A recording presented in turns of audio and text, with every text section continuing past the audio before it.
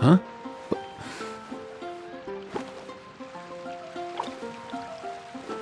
Hey, get out! Cuckoo!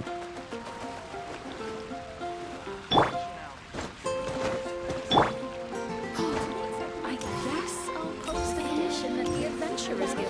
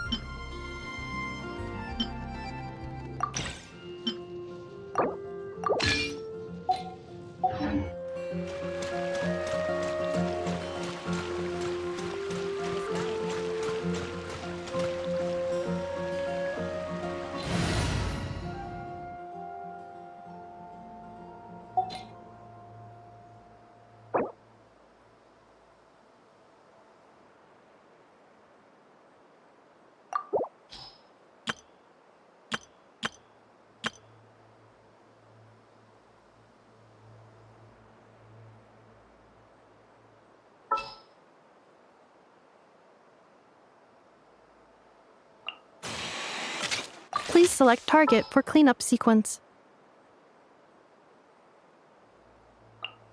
Chivalry will never die.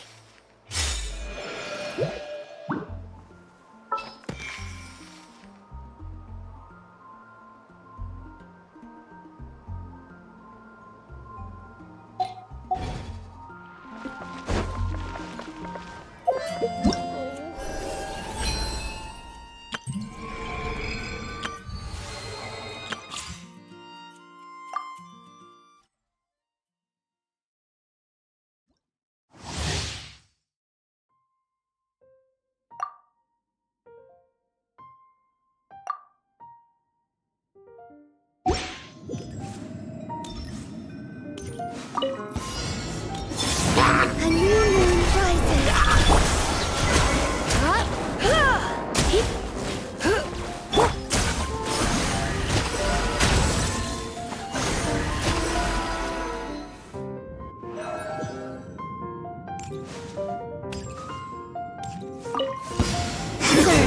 Change of plan.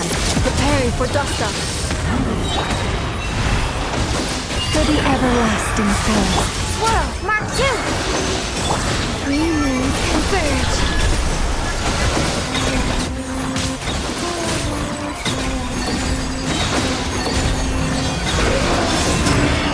Installation chamber deployed. Annihilation mode. Leave this place with one heart. Animal hyperspace.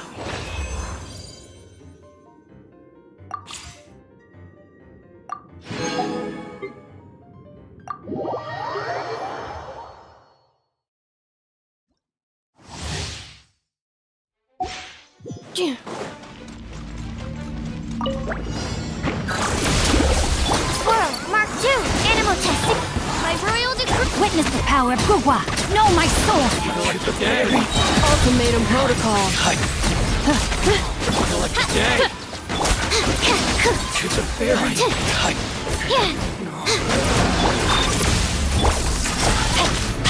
Wings of Darkness. Enhanced Animal Module 75. Absorption. Body and Ring Cutter. Annihilation mode.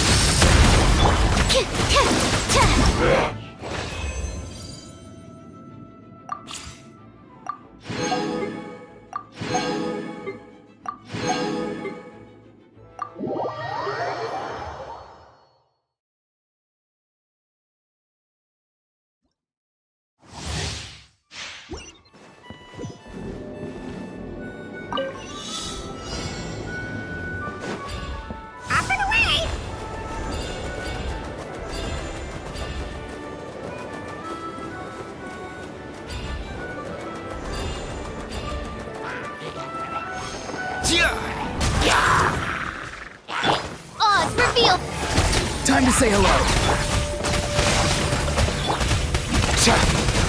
Come here, you little rascal. As you wish, maiden. Let me read you a verse. Rain outlines your fate. Not too far now. Go! You're free!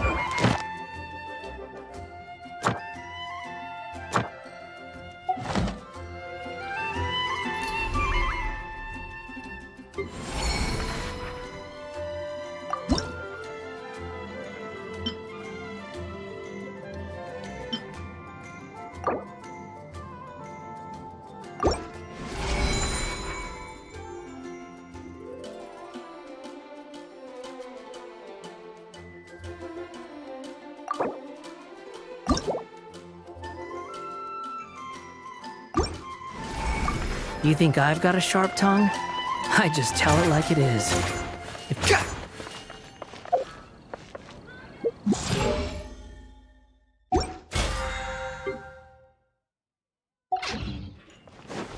Quit following me. Add Ast.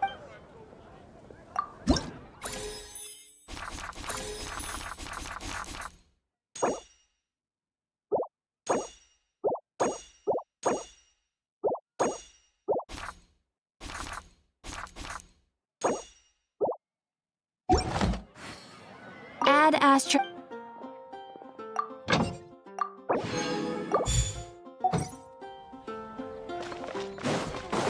There will definitely be something that catches your eye.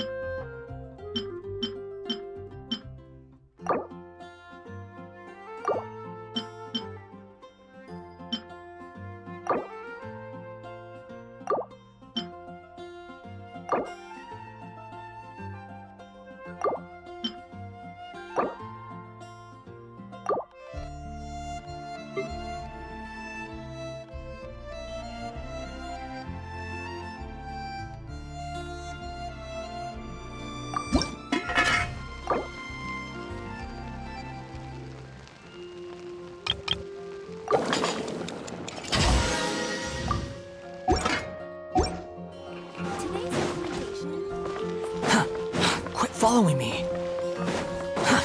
Too slow.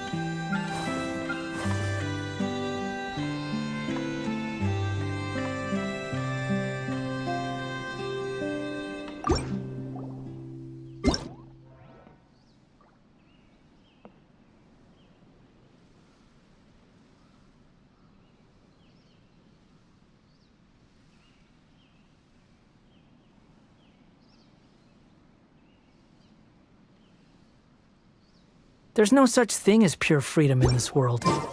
Even the wind cannot blow on forever.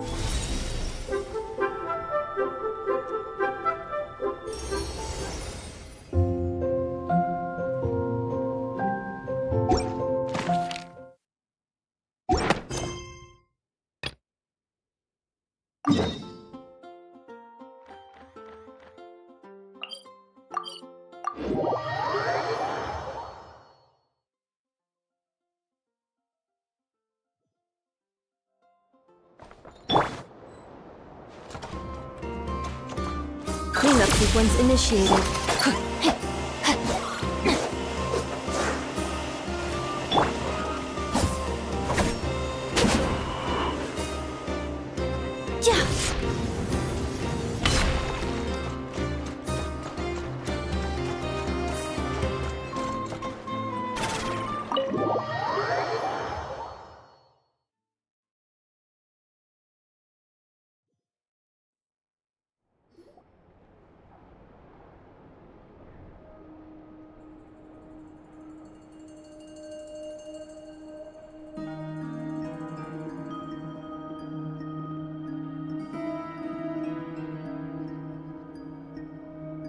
Looks like the gang's all here!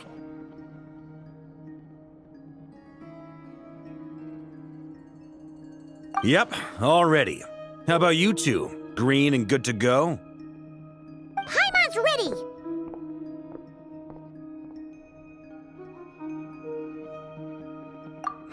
Haha, feeling nervous? Don't blame you. We're all a little out of our depth with this one. Okay, so some time ago, Columbina was ambushed by the Doctor. It all happened pretty fast, and the last thing you saw was her vanishing into the moon's reflection. Yes, though at the time, all that the rest of us saw was the Doctor using some kind of power. The next moment, Columbina had disappeared, and you were falling into the sea. We have to get Columbina back. And whatever the Doctor's plan is in seizing the Three Moons Authority, we have to stop him before he succeeds. The Frost Moon Scions consider it our duty to rescue the Moon Goddess. I wasn't expecting so many others to come to our aid. So I want you to know that you have our utmost gratitude. Great. Well, first things first. Wait. Someone's here. We heard your footsteps. Although... You've been here for a while now. I take it you followed the Traveler, but I don't sense any ill intent in you. Come on.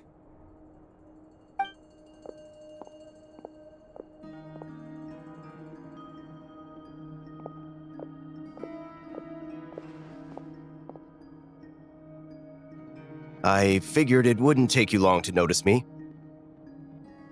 I come bearing news from my lady, the Knave. Dottore went through the motions of returning to Snezhnaya, but it was obviously a facade. However, He has not returned to the Kuvaki Experimental Design Bureau, nor has he made an appearance in Nasha Town. Well, in that case, he'll be in his lab way up north. I always wondered why he applied for his own private pad.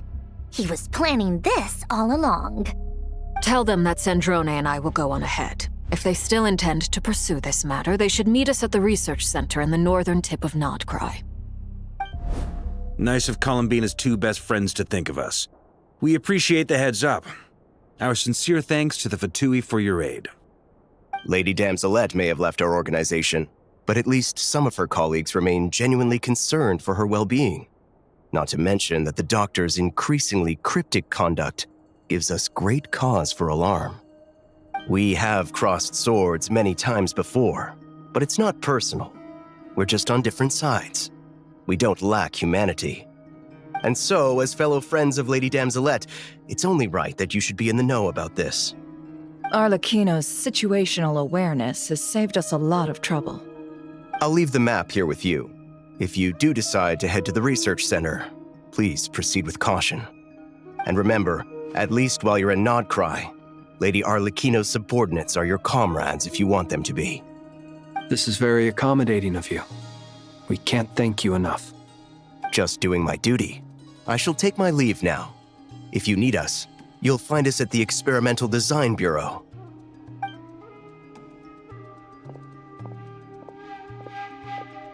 So, the Doctors left the Experimental Design Bureau and headed to some research center up north. Marionette seems to think he's been planning this for a long time. But when did it start? Before he even arrived in Nodcry? It seems his loyalty to the Tsaritsa is lip service at most. Behind the scenes, he may even be working against her. Whatever his motives, we know that he's decisive and incredibly ruthless. Facing him unprepared would be a recipe for disaster. At this stage, it's difficult to predict his next steps. I suggest we split into two groups. We need some people to stay behind and guard Nasha Town.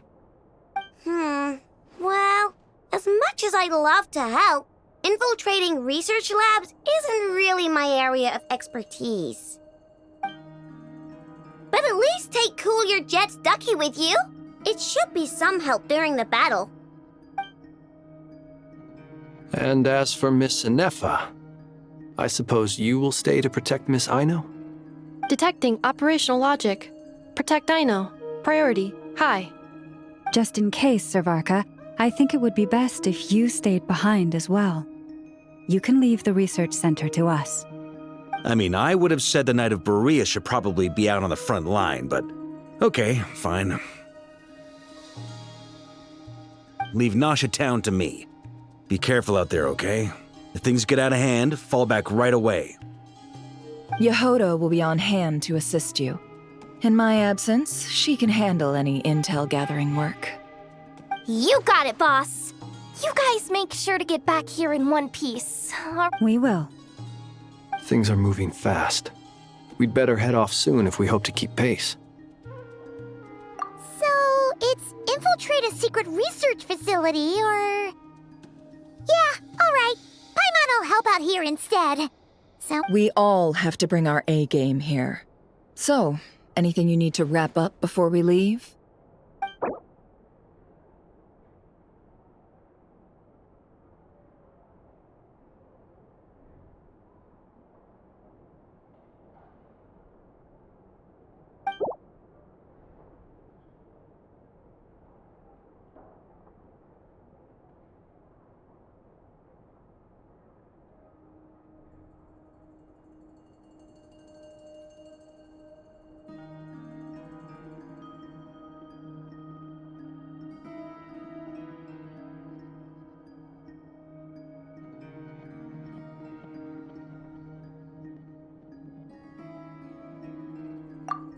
You'd better get going. Very well.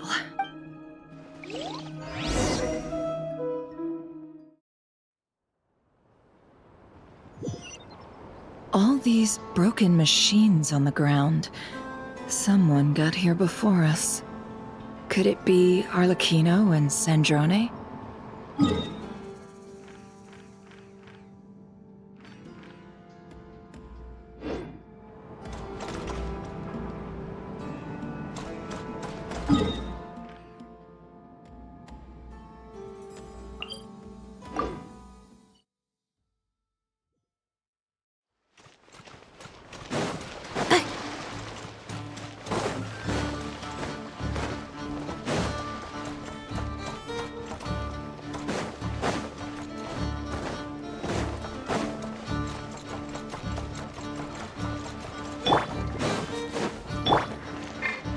Squall Fury!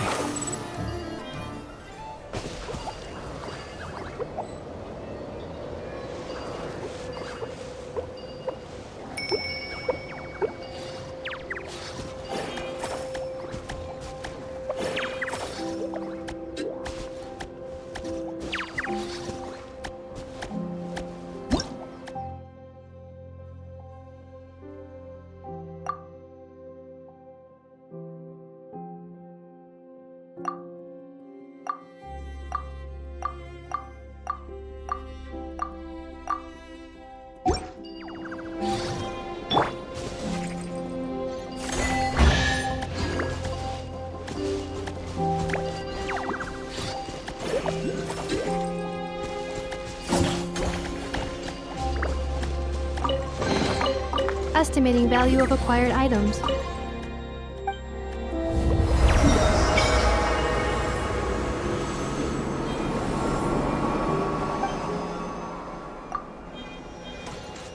Accelerating.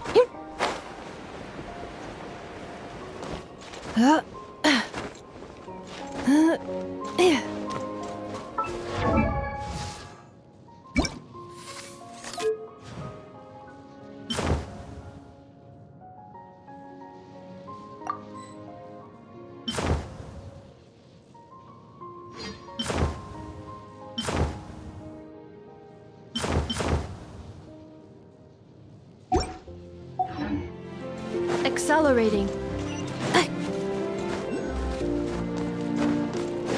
Accelerating.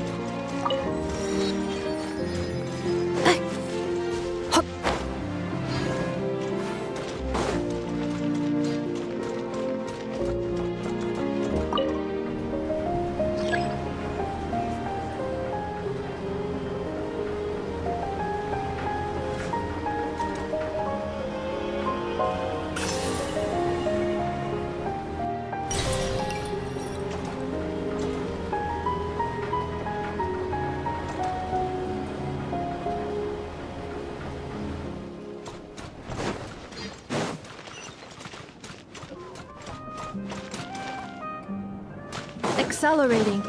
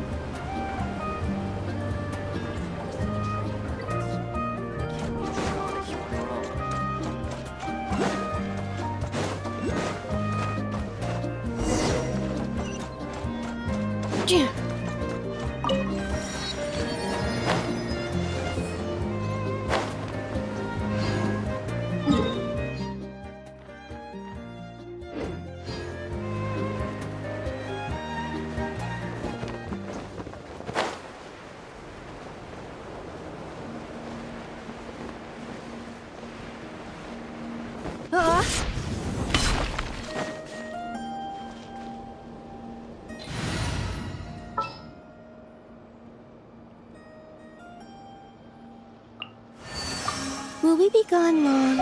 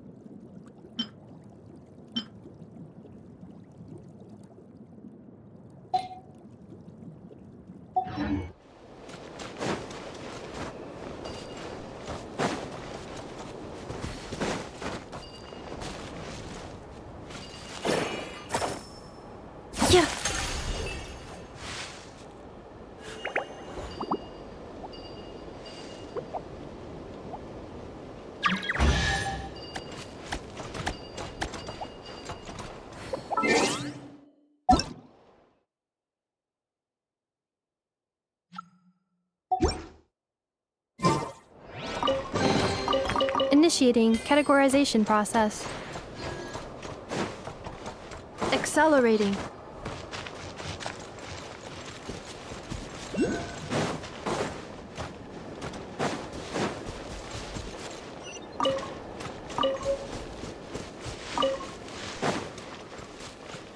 Yep.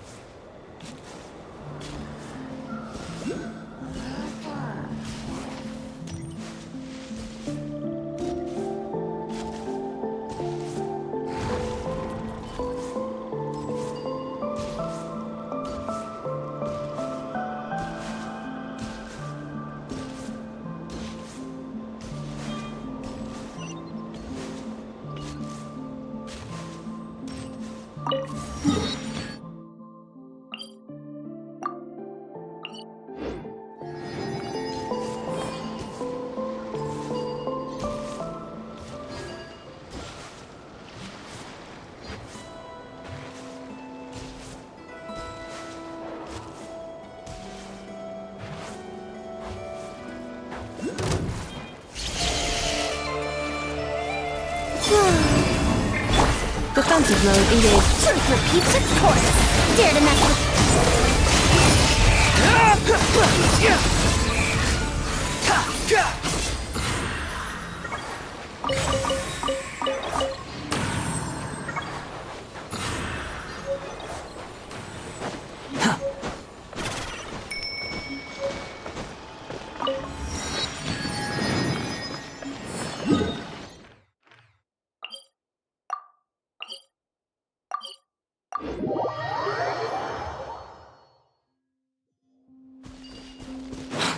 following me.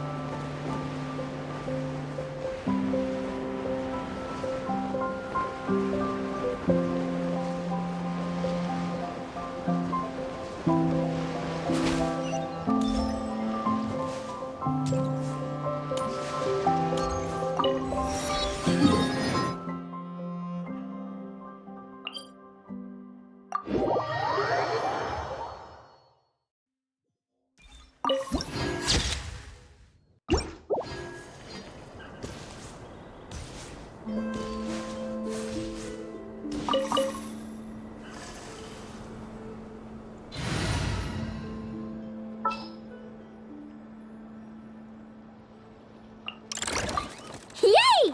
Playtime!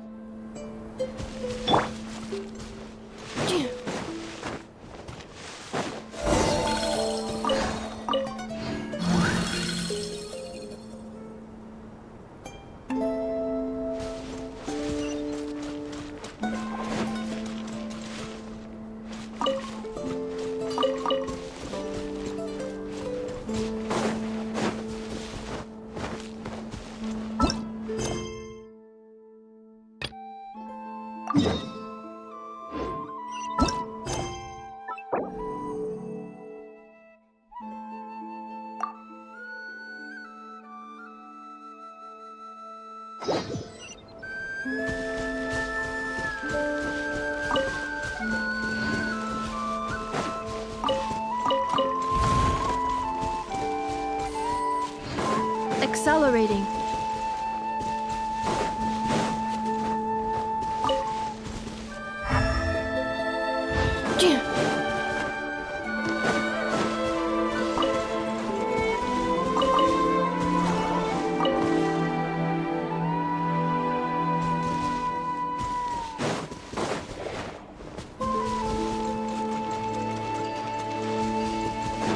Accelerating.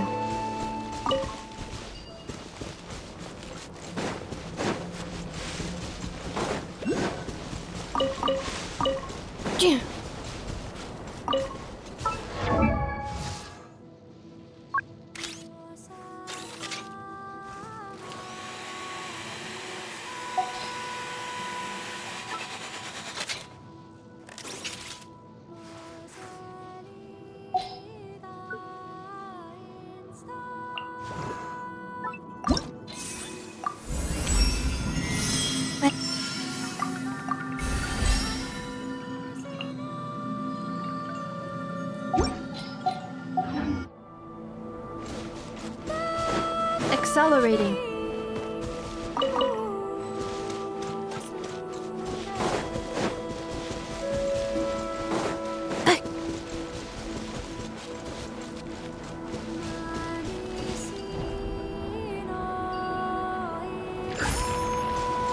Accelerating.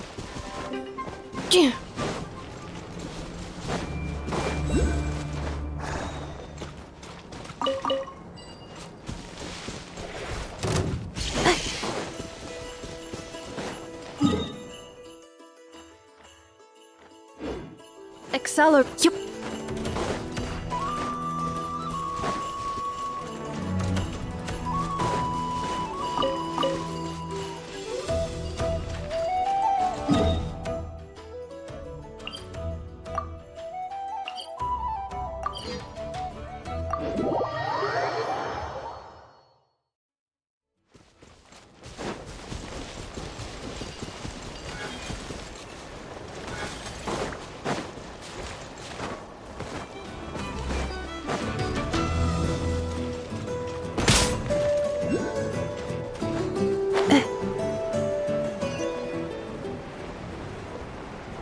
The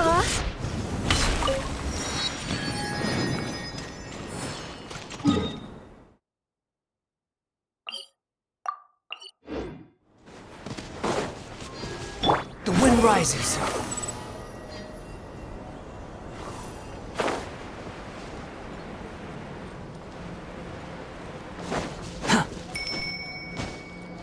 Squall and fury.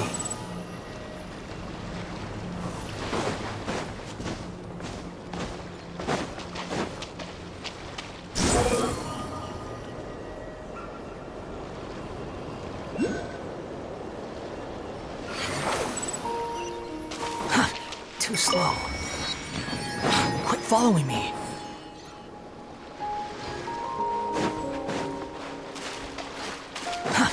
Too slow.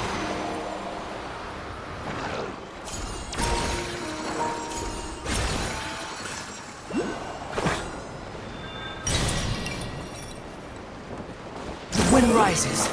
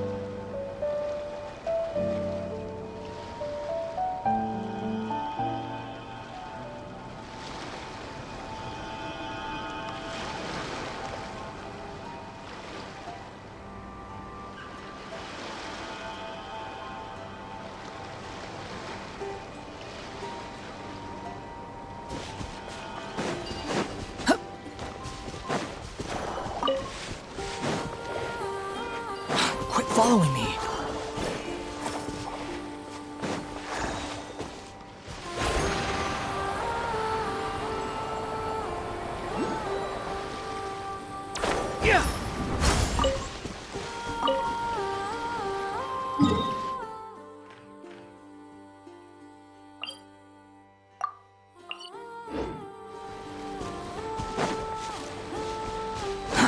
Too slow.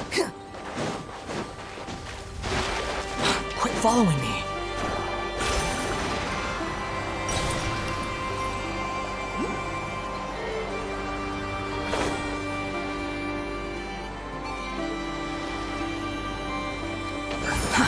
Too slow.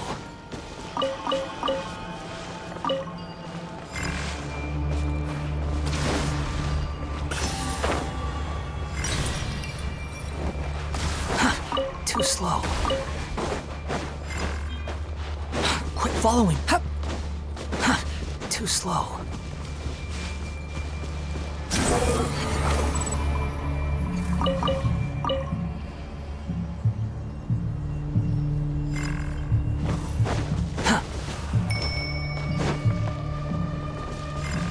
Behold!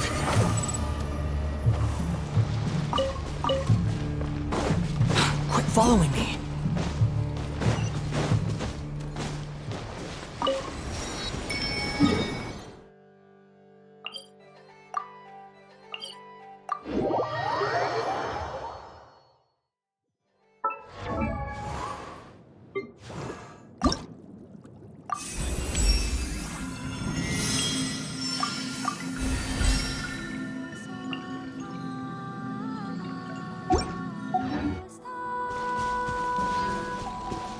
The wind rises.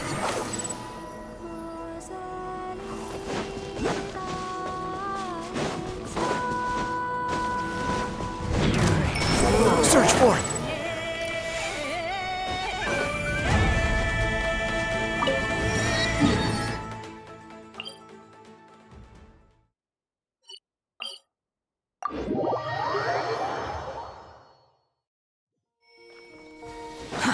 Too slow. Behold!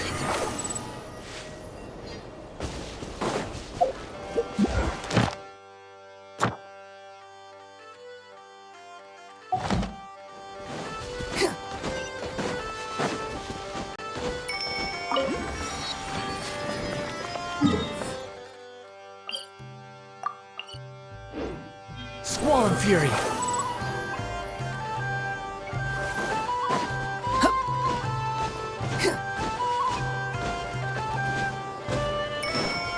The wind rises.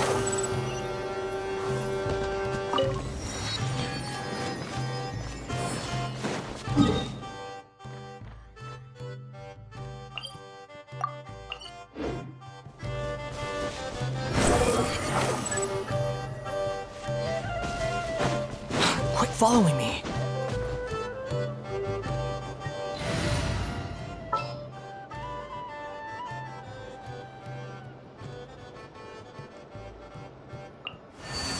I will follow where you lead.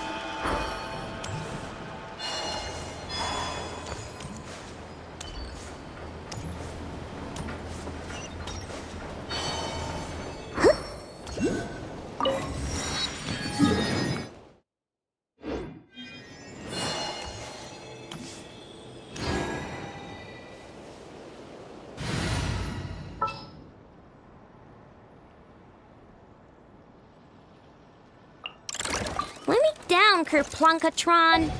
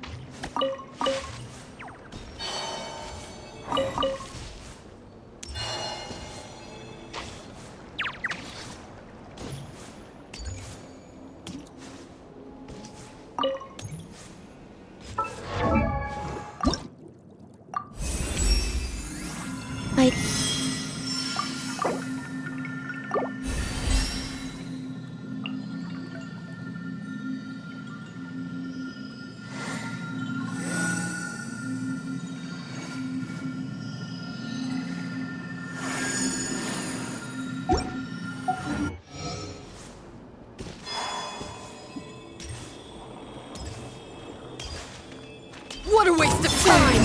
Cleanup sequence initiated.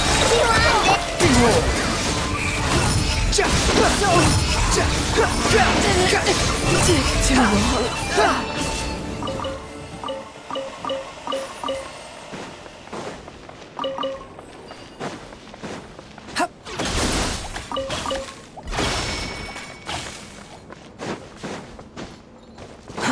Too slow.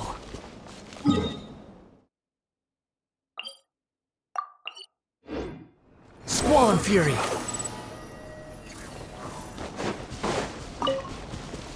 Quit following me.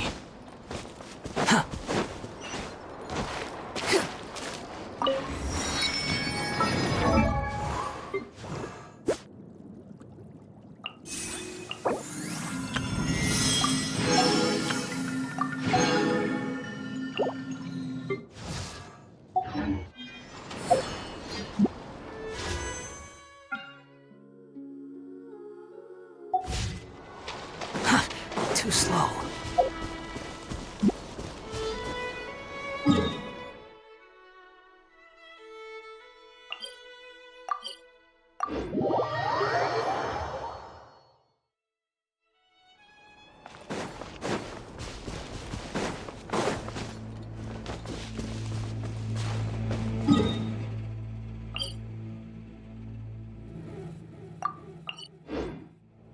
Quit following me. The wind rises.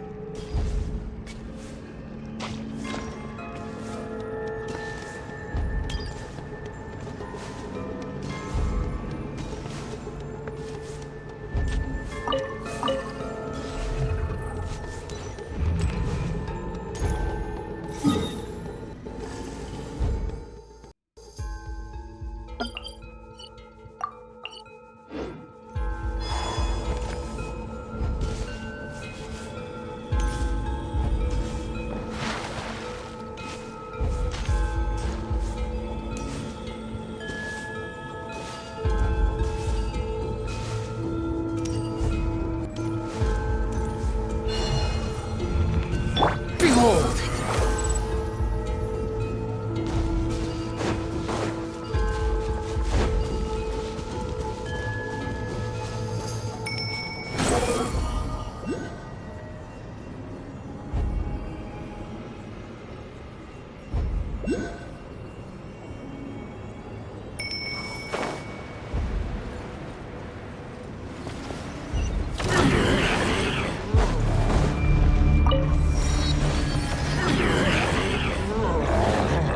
Defensive mode engaged. The wind rises.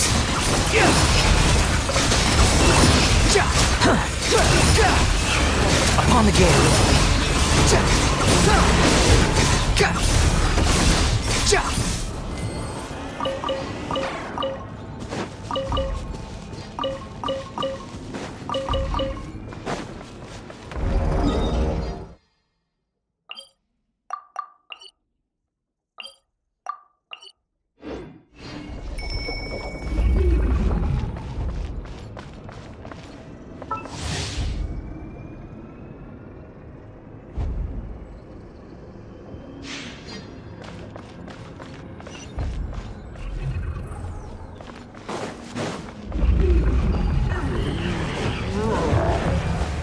Squall and Fury.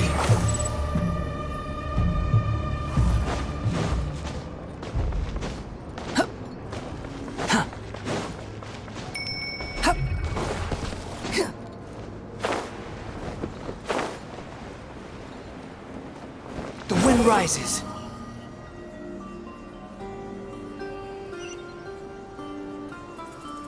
Behold!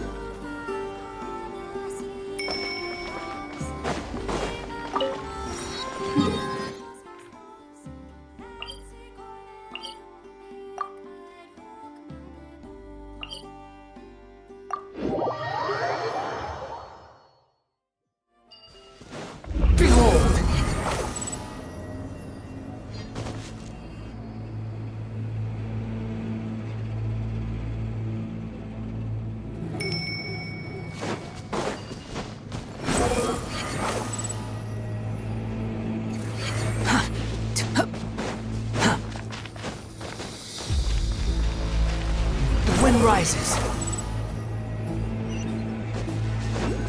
Quick fall.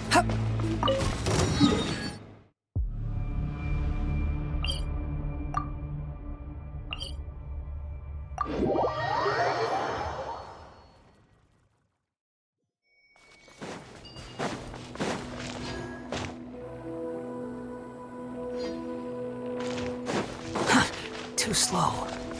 Behold!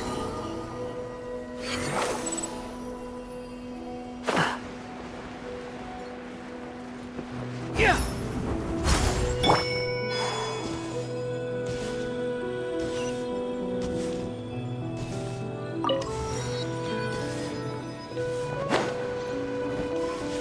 The wind rises.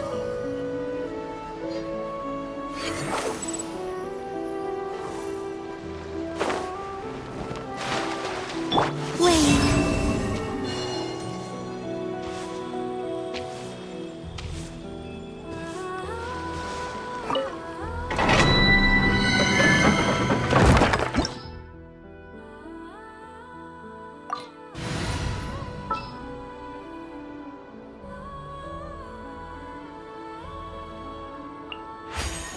Need the help of an elder, huh?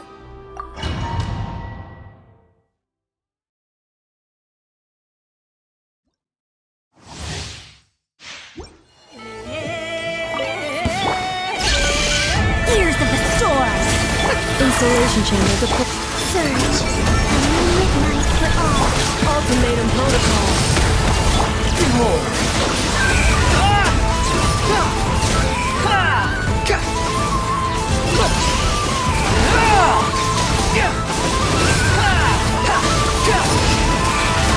You dare to gaze upon me? Too late for regret!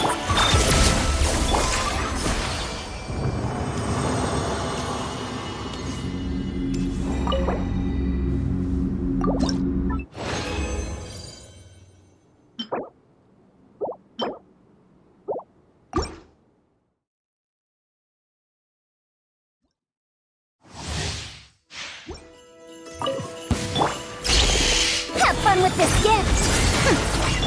A new moon rises. Defensive mode engaged. The wind rises.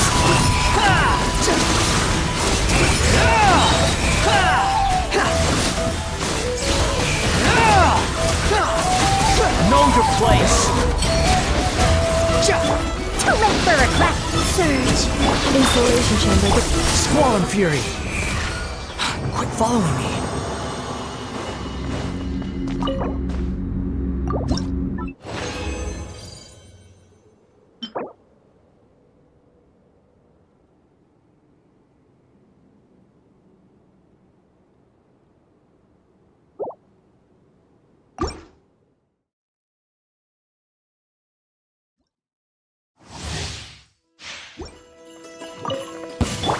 Truth keeps its course! Three moons converge! Cleanup sequence initiated. Behold!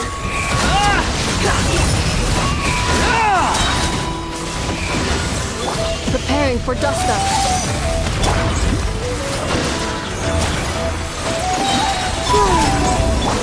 Dare to mess with me? Squall and fury.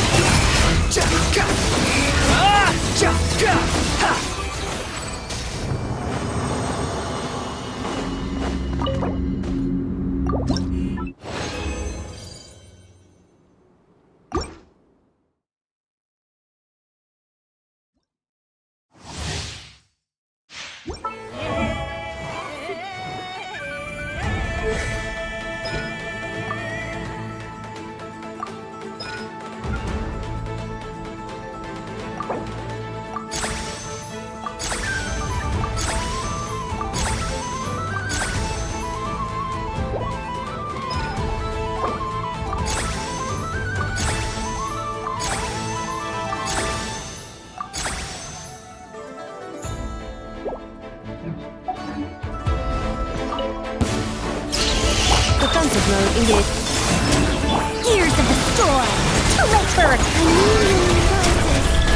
Ultimatum protocol. The wind rises.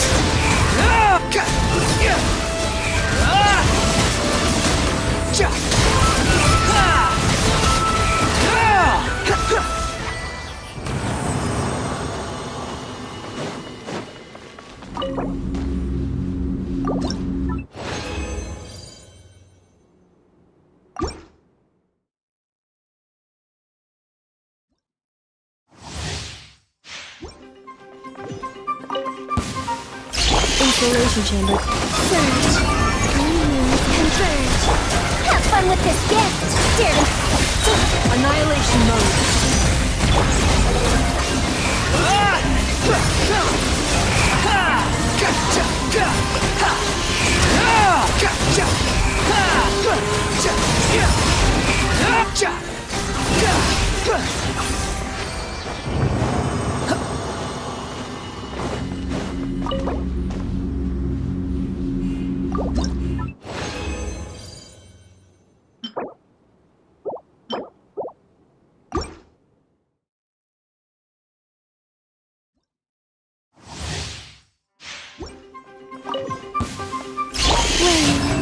Defensive mode engaged. A moonlit night for all.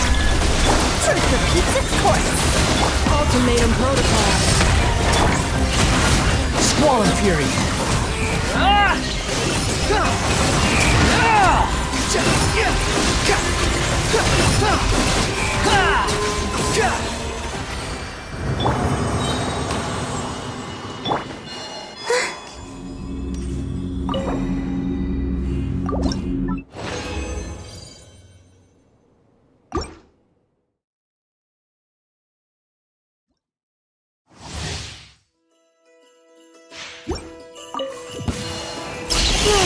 Cleanup sequence initiated. Gears of the storm! Annihilation mode. Blue moons converge! The wind rises.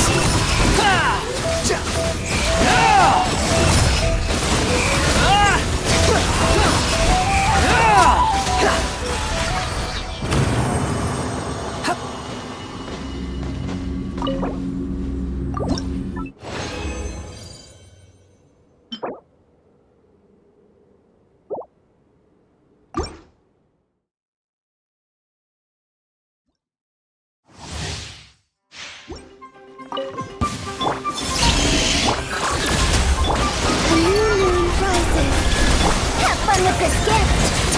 Ultimatum protocol. Squall and Fury. Search for it.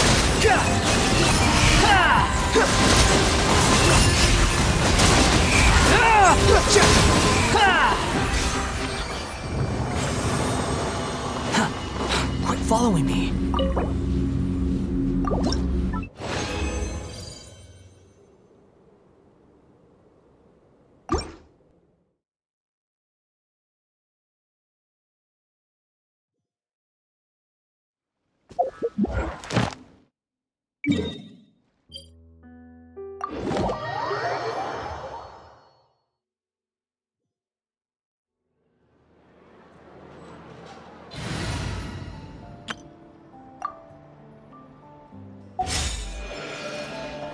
Add Astro.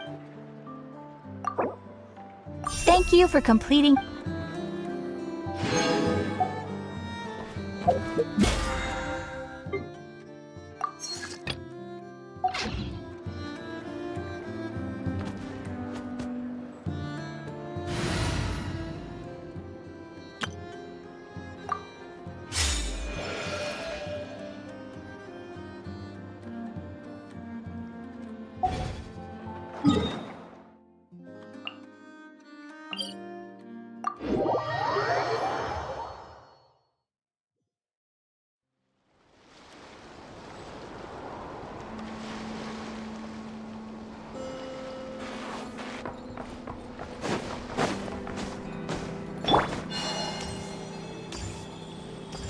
All these broken machines on the ground. Someone got here before us. Could it be Arlecchino and Sandrone?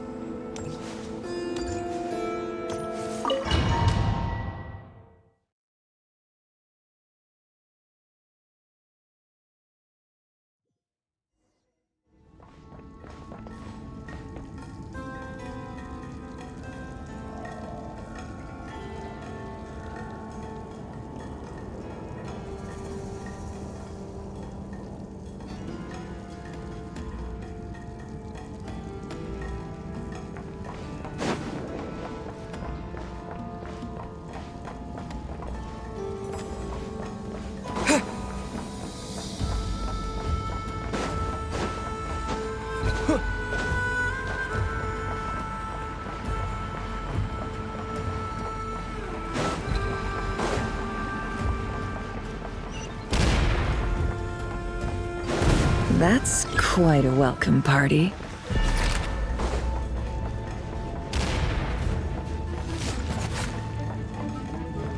Wipe out!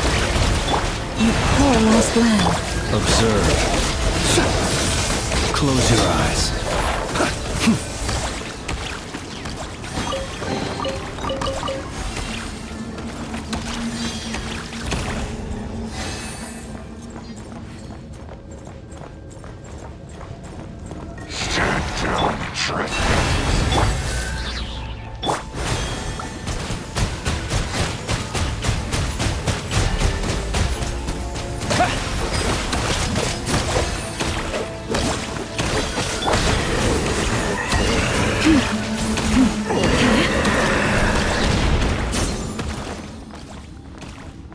Get back! I said get back! Do you hear me?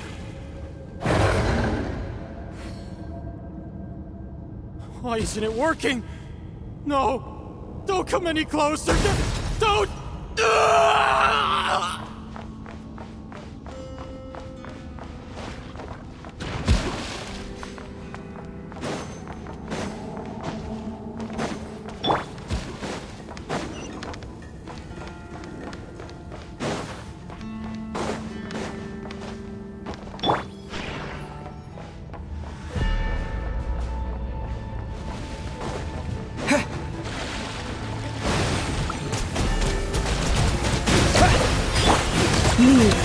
Be silent. Observe. Do you fear the dark? Close your eyes. Do you fear... You poor souls. May your spirits find peace. Grab that key on the ground. We'll probably need it at some point.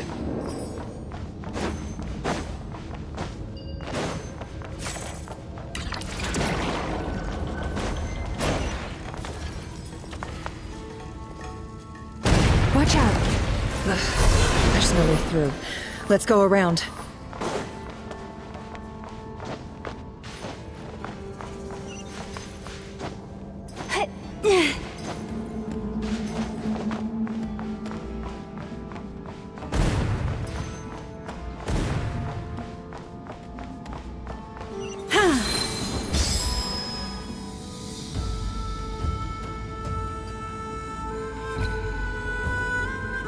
What the?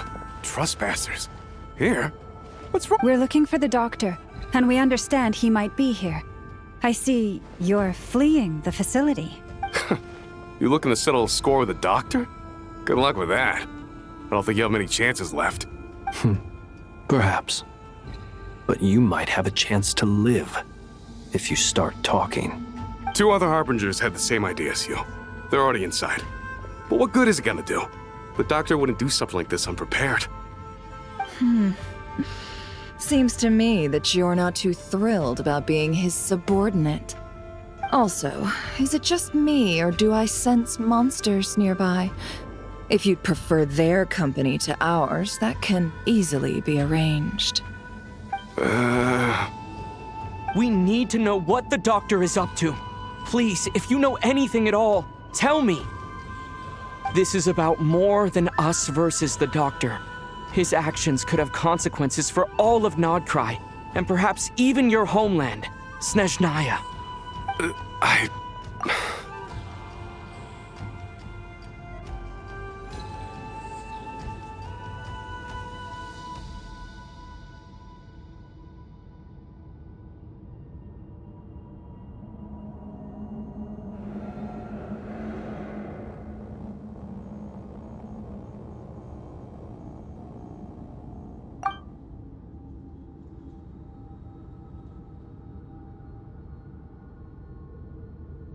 He's building something. Ambitious doesn't even begin to describe it. Feels like this could be the big one. God knows how long he's been planning it. A while back, he told us he'd be returning to Snezhnaya. We weren't expecting him back so soon. This time he brought some gemstones with him, or something. 2 of them. The moon marrow spheres. He stole them from their rightful owner, Columbina. Oh, Lady Damselette? Last I heard, she left the Fatui. Before she went, she told us she'd finished what Her Majesty asked of her and wished to focus on some personal matters. I remember thinking that leaving us might not be the best choice. I mean, I always looked up to the captain the most, and... Back when this all started, the higher-ups dispatched 3 units to Nodcry to execute their plan. They were led by the Doctor, Marionette, and the Damselette, respectively. I was a part of the Damselette's unit to begin with. She never really interacted with us much. In fact, she seemed sort of detached from everything. Not because she was distracted, just felt like she was indifferent to the world around her. Like she had no stake in anything that happened. She always seemed like she was staring off into the distance. Almost as if she didn't see anything worth living for in the present, so she had to look further afield. That's right. She always used to stare up at the sky. The Doctor used to stand nearby and watch her. Apparently they got along well at first, but somewhere along the way, she grew wary of him, started avoiding him as much as possible. After she left, everyone in our unit merged with the Doctor's. He's similarly indifferent to the world, except when it comes to the moons. He seems to have big plans for them. Right now, obtaining the 3 moons is his #1 priority. He even said if he can only get his hands on 2 of them, he'll create a 3rd one himself. How would he create an artificial moon marrow? Maybe the knowledge he gained from the Hyperborean phantoms has something to do with it. Thank you for cooperating. We appreciate the level of detail. I get the sense that you'd serve under Columbina again if you had the chance. Would that be fair? No, she's no longer a Harbinger. As a member of the Fatui, my loyalty will always belong to the Tsaritsa. I'm only telling you all this because I don't completely trust the Doctor. His actions do not align with the goals that first brought us to Nodcry. I understand. We'll do everything within our power to stop him. The Knave's unit is based at the Kuvaki Experimental Design Bureau. Maybe you can seek refuge with them. Well, now we know what's going on here. Artificial moon marrow. He's likely well on the way to completing it. Dottore's technological capabilities are far more advanced than I thought. I fear this could get ugly. Everyone, prepare yourselves.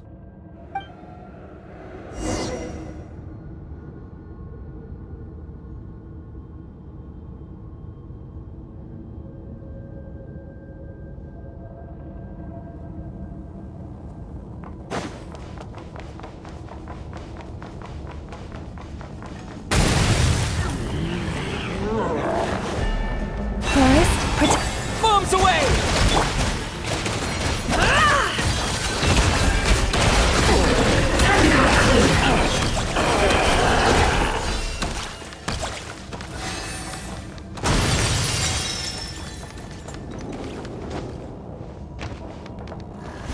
You poor lost lamb. It all adds up.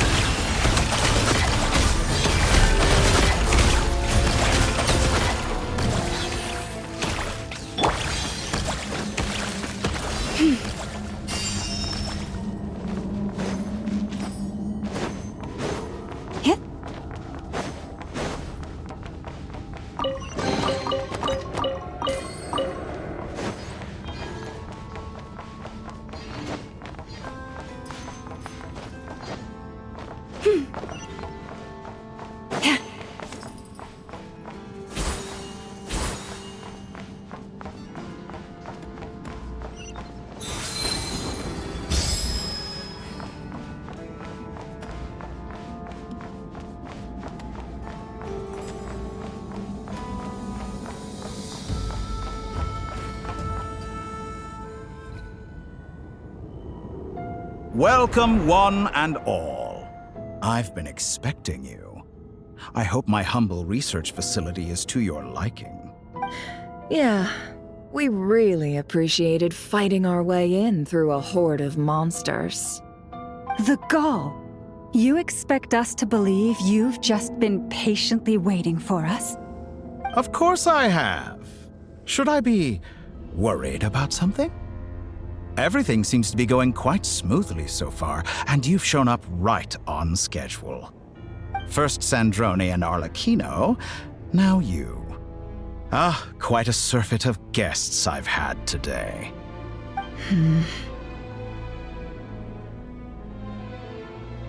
If you were looking for them, I should probably mention that Arlecchino disappeared as soon as she entered the facility. As for Sandrone, why, she stood right here only moments ago demanding answers from me at the top of her voice. Hardly out of character. She never was one for basic courtesy.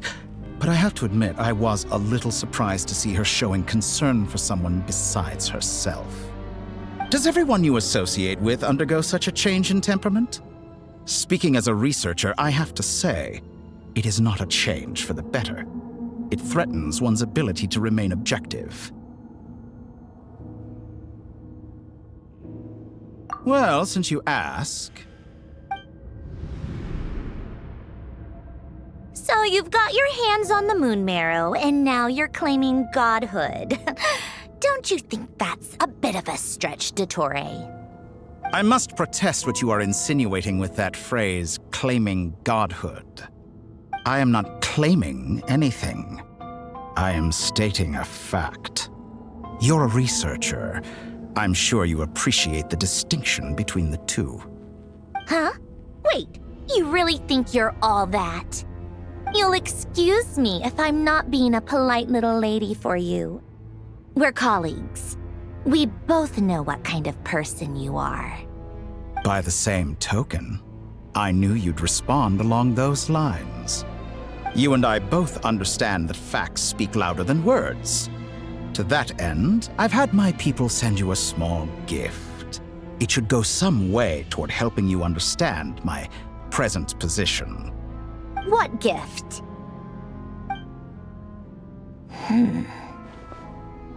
Where have all your troops gone? Who knows? Perhaps they are already marching toward a new world, following in the footsteps of an unknown god. As vulgar and arrogant as you may be, dear Sandrone, I have no intention of taking out my displeasure on your subordinates. They will enjoy equal rights to my own. You sent your people to the Experimental Design Bureau? That's a Tsaritsa's property. Yes, and I am very mindful of Her Majesty's instructions. But you know full well that they do not conflict with my present goals. In which case, all I'm doing is conducting another one of my experiments. Is there a problem with that? Now then, you have a judgment call to make. Am I simply lying to stall you? Or is it possible that every word I am saying is the truth? In which case, your subordinates really are in danger. So now you've turned on fellow Fatui soldiers. You're completely insane. I have set a new rule for myself. Each person gets one chance. Naturally, that includes you, Sandrone. If you wish to leave, I won't stop you. We are colleagues, after all. Scumbag!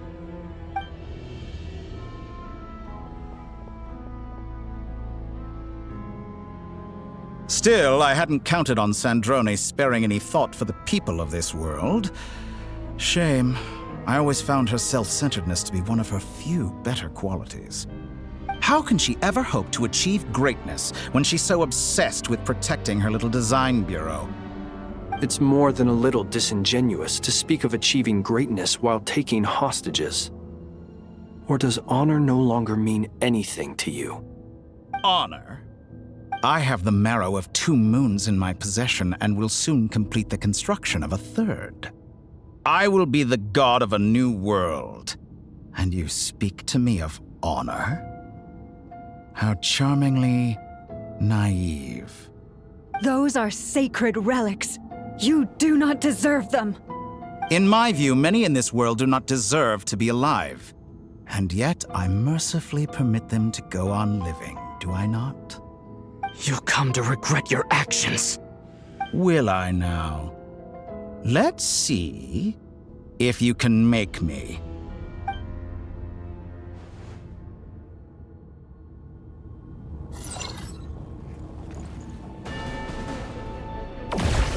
Leave this An place. exact practice. Observe. Close your eyes. Fear the dark. Be silent.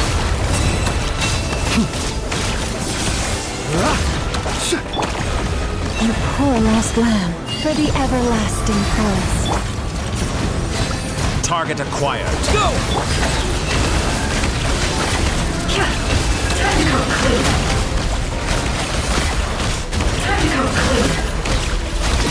The deception ends Is this here. all it takes to tire you? Water jet! Arlecchino. Thanks for the assistance.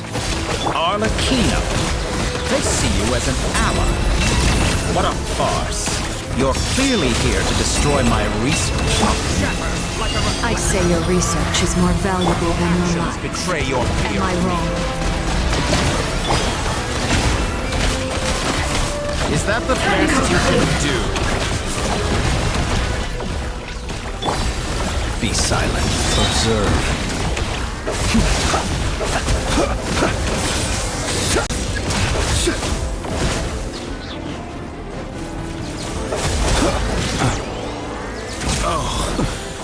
Interesting.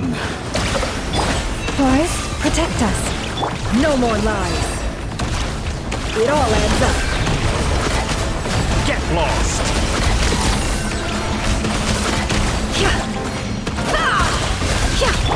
Wipe out! Target acquired. By the frost moon of old. An exact. Laid bare! You poor lost. Be silent. Close your eyes. Be silent. Water jet! Leave this place. An exact For practice. the everlasting forest. How's this? Can't hide the truth. It all falls into place. Seek within. Go! Forest, protect us. No more lies. Playtime's over. The It real all adds up. experiment. is too powerful for the artificial moon marrow in his arsenal. Fighting him is futile. Quickly. Disappointing.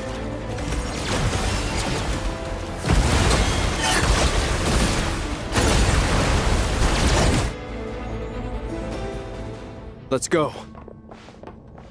I've always thought it is wiser to flee than surrender.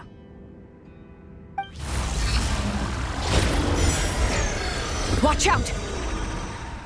What the? Forget about me! You should... Where's the traveler?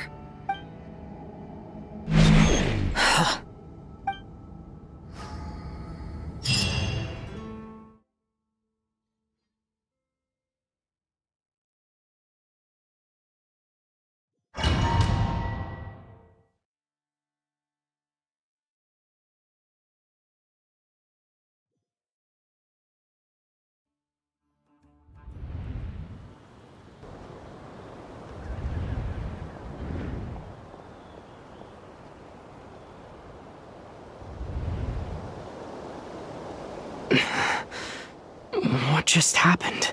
Nasha Town? How did I get here? Strange. I remember being trapped by Dottore during the battle. And now all of a sudden, I'm here. Something weird is going on.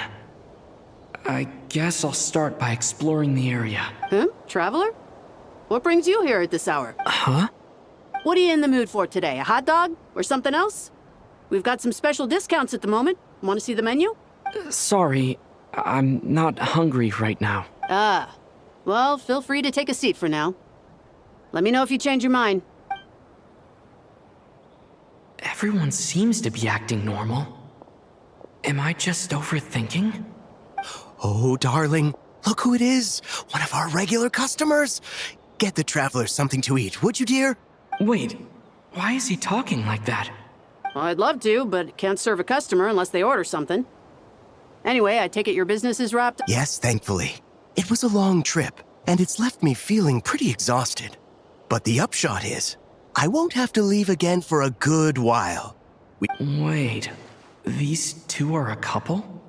I see some kids around too. I didn't know they had a family. Hey there! I haven't seen you in ages! What's keeping you so busy? You forgot already? You're silly. Daddy brought you over to our house recently. We had some snacks together. What is she talking about? We've had a lot of customers over the last few days, so we've been real busy. And like my mom always says, some people are more than just customers. They're friends. Oh, another customer's arrived. I better go see what they want. This is all wrong. I never once heard the owner of this restaurant talk about their family. It certainly isn't a family-run business. And that child? I don't recognize her at all. Could this be a false memory? Very good.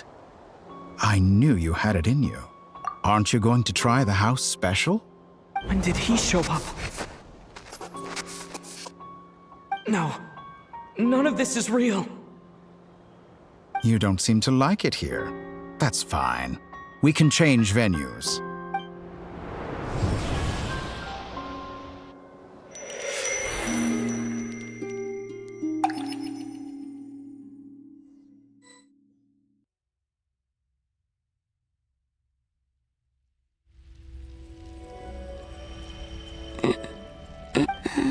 I'm still alive. Where is this place? It took all my strength to open the moon gate, and then I leapt into it. So this is the moon's reflection? The mysterious realm beyond the gate?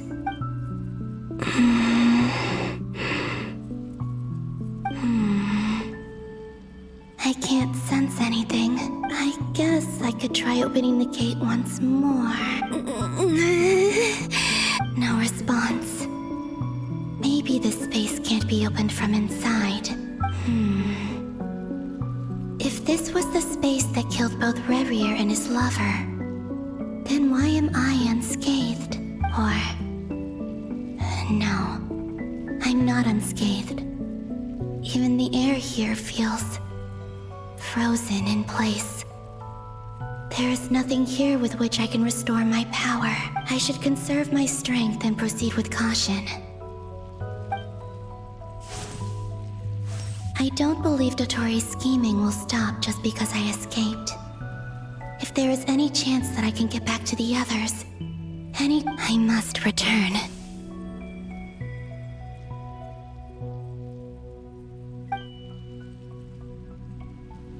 Emptiness. Silence. What is this place? Or maybe the real question is, what is it for? What's this? Looks like it responds to my power.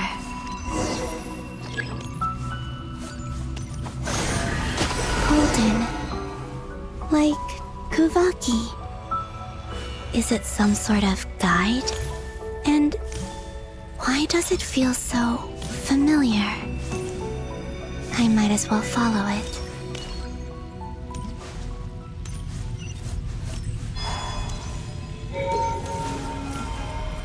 Where does this lead? Could it be the exit?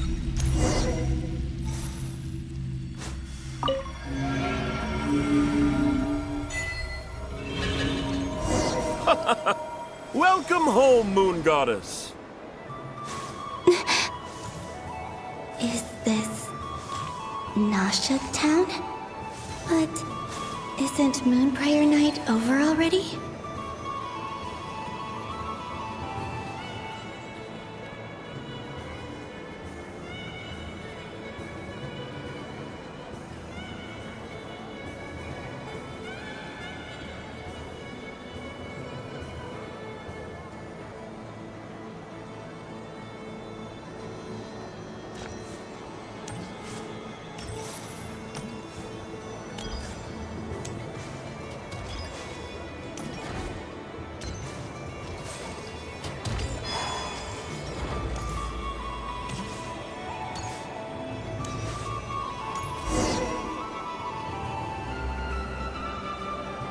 Goodbye for now, Columbina. I hope you have a wonderful night. I will. Everyone else, and me? Are these my memories?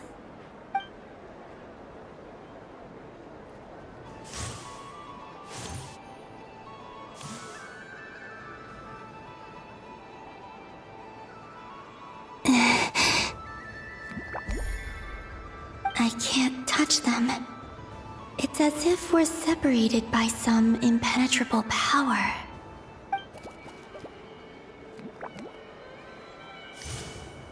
Over here! Over here!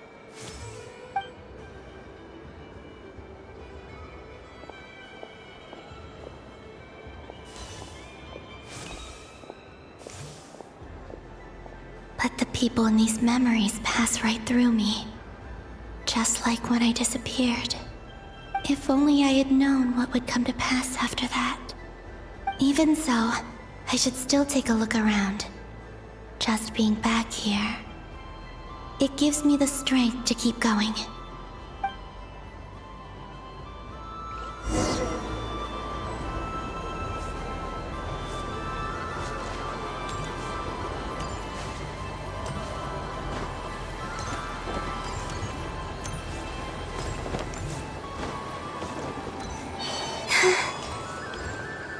Welcome home, Moon Goddess. Oh, you're the genuine article. Alice was right. This moon prayer night was worth watching after all. Oh, yes. That was the fortune-telling stall run by Barbeloth from the Hexen Circle.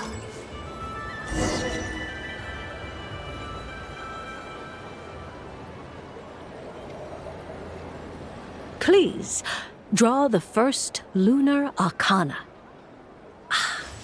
This represents destiny and is the foundation for the divination as a whole.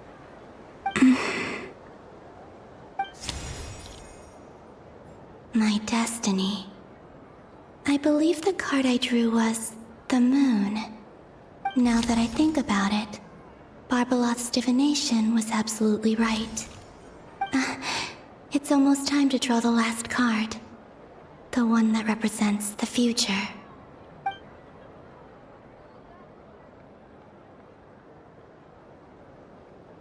That was the card that popped out on its own. From here, I think.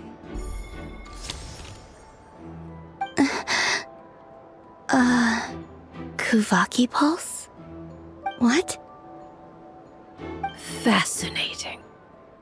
I've never encountered this before in my role as a diviner. What's going on? Did that card leave the deck? Because of my influence? All I did was try to touch it, and then... Maybe this memory space is not untouchable after all. Are there weak points in the barrier? Or... is it possible that there's more to this space than my memories alone? This card is death. I need to get to the bottom of this. I'll try touching something else.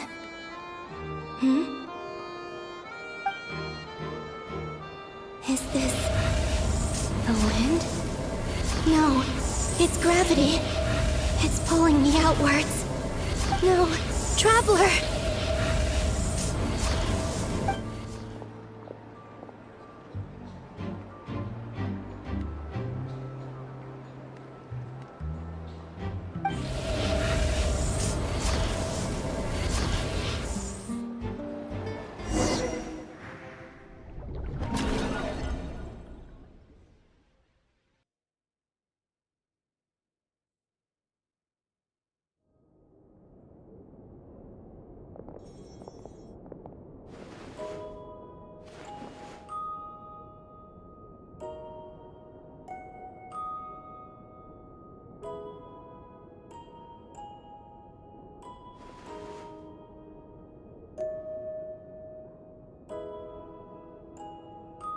Haimon, listen to me.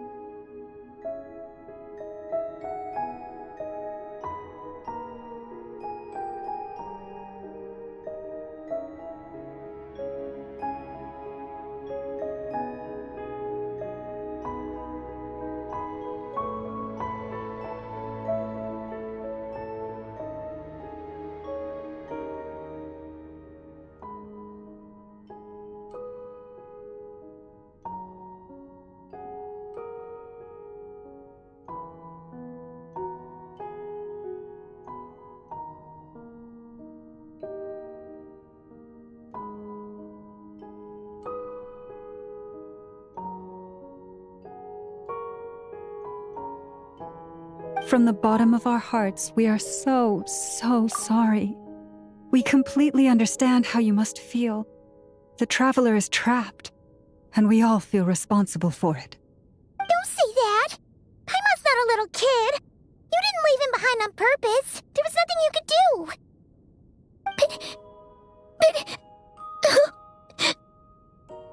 He's all alone in there! What if something happens to him? What are we gonna do then? We've barely spent any time apart since we met. Is he gonna die? We must find a way to rescue him. We were all involved in the operation where he was captured, and we do not abandon our comrades. That being said, it won't be easy. Through conversation with the others on our return, we've arrived at a basic idea of what we're up against. Dottore's lab has clearly been in operation for a lot longer than we realized. We found many monster samples stored there. In all likelihood, they were materials he used to research his latest technology. We also know that through his contact with the phantoms of Hyperborea, he gained knowledge about the moons and certain Hyperborean technologies. Using this knowledge, he then fashioned an artificial moon marrow to serve as a replacement for the frost moon beyond the sky. Unlike Columbina, Dottore is not being rejected by Teyvat.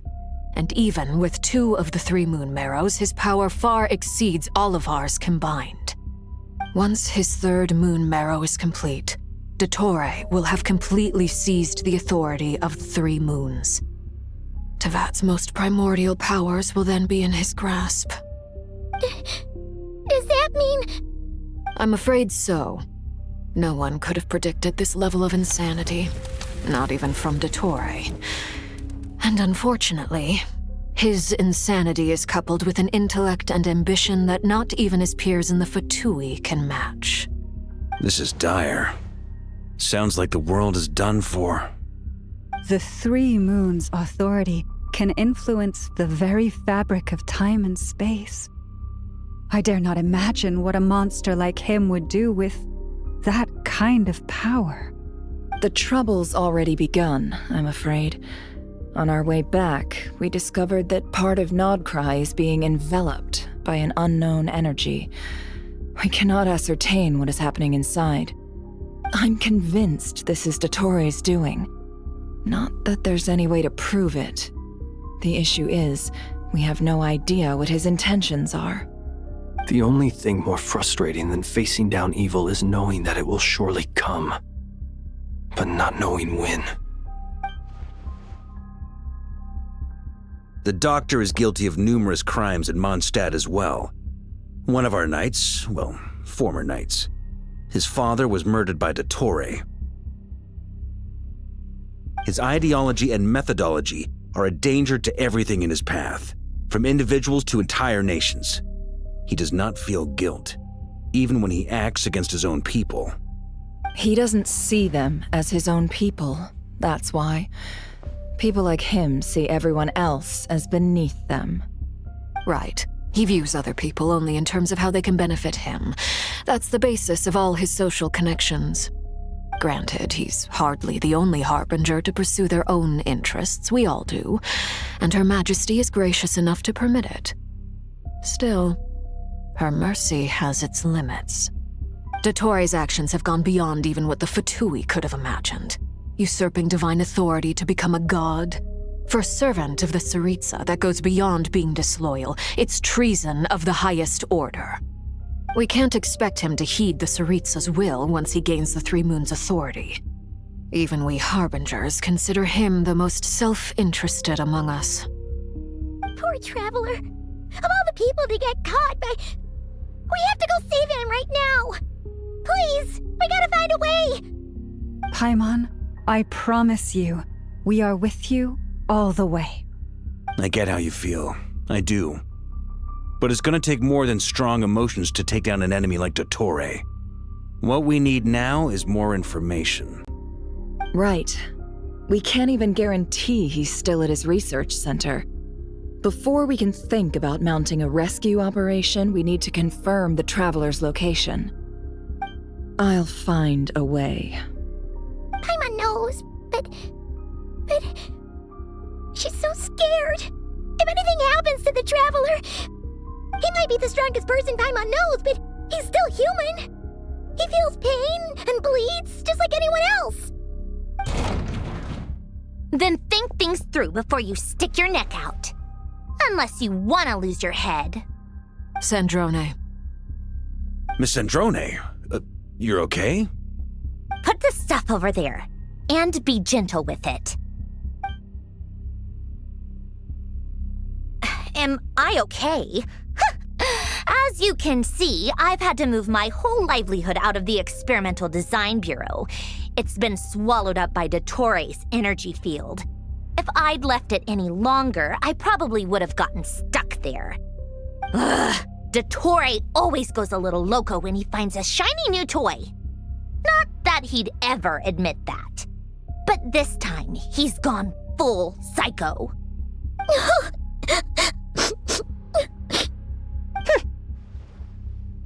Just go ahead and cry already. Sorry. Paimon's not trying to make it seem. It's just... Oh, Paimon. Let it all out. There's no shame in it. When you're overwhelmed by fear and despair, crying can help get it out of your system. You'll feel better for it. Okay then, while the baby of the group is having a moment, how about the grown-ups get to work? Give me your hand. You've made a discovery? Polonia, scan.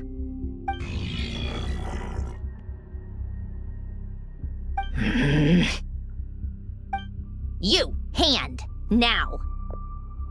Oh, I thought you'd never ask, my lady.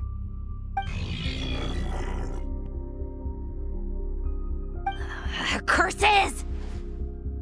You're next, then you.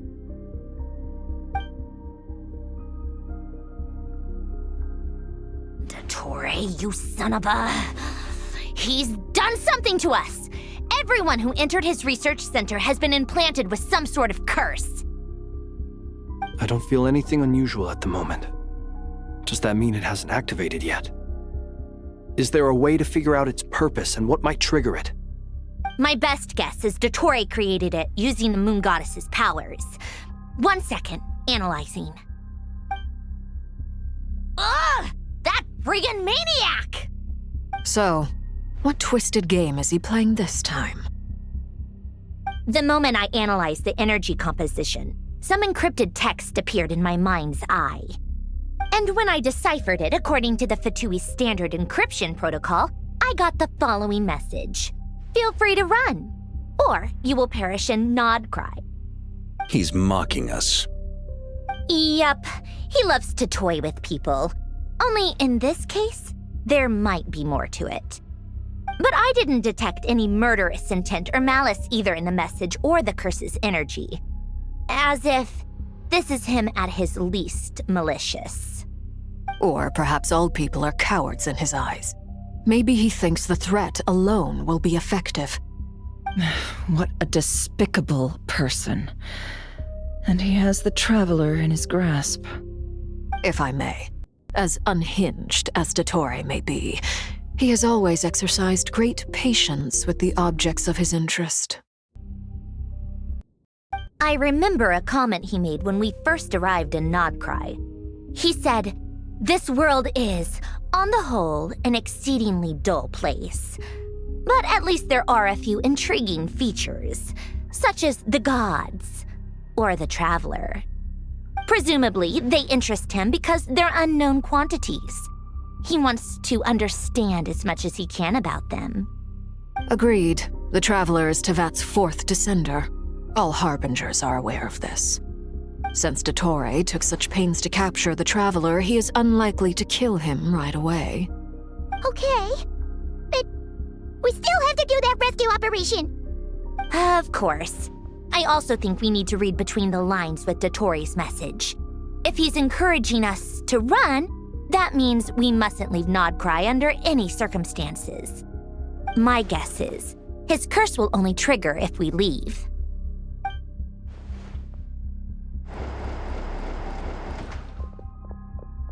We've discovered multiple energy fields. Albedo is still attempting to analyze their structure. He told me to report back first. Each field is slowly growing, swallowing up more of the surrounding area in the process. And the pace of their expansion has increased since we first examined them. He's probably trying to swallow Nodcry whole. His nefarious ambition knows no bounds. If this continues, the whole of Tevat will be in trouble, not just Nodcry. The loss of Columbina could not have come at a worse time. Do we think she's truly gone for good? She entered the space beyond the Moon Gate, knowing what became of Rerir and Thalindus. I'm sorry, but I fear the odds aren't good. Don't be ridiculous. If I know her, she's busy finding a way back as we speak just so she can annoy me. She isn't dead. Whatever has become of her, the fact remains that we are two comrades short on the eve of a decisive battle. We need to find out the Traveler's location, but there is also other work to be done. Agreed. Whatever Dottore's planning, we have to get the local populace somewhere safe. So, as well as a rescue mission, we have to organize a mass evacuation at the same time. It would be best if someone could approach leaders of neighboring nations and negotiate emergency asylum for Nodcry's inhabitants. Can anyone handle that? Snezhnaya is one option. I'll see what I can do. This would be so much easier if the Traveler was here. No!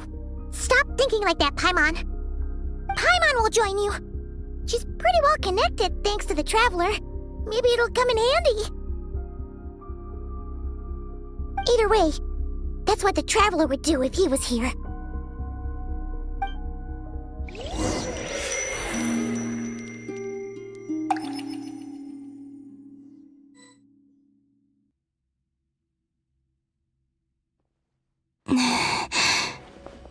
Back here again. That gravitational force that pulled me back. Is this where it came from? When I saw that memory of Moon Prayer Night, I think I influenced reality. Was it just a coincidence? Or, if only I could have sent the others some kind of warning on Moon Prayer Night. Maybe we could have stopped Dottore. I feel so heavy. Well, even so, I have to keep moving forward. Back to emptiness and silence again. I should try and find my way back inside that memory.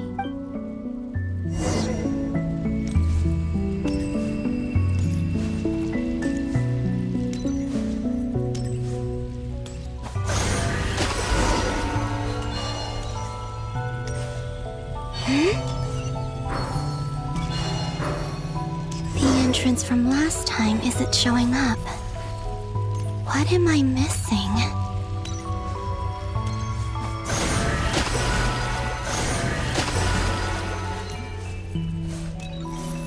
Looks like I need to gather these scattered fragments.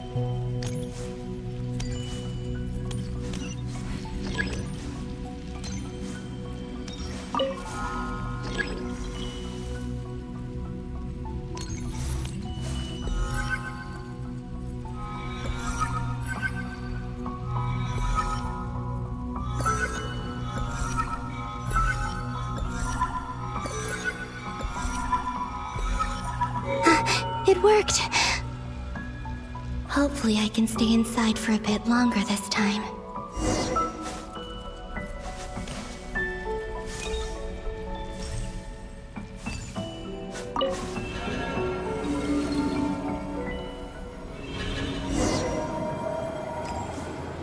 Ad Astra Abyssosque. Welcome to the Adventurers Guild.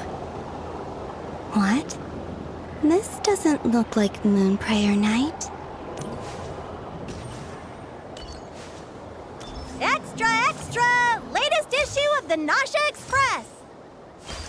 I don't think I've ever been here. Maybe this space isn't comprised of my memories after all. There aren't any festive decorations around. Is this Nasha town after Moonprayer Night ended?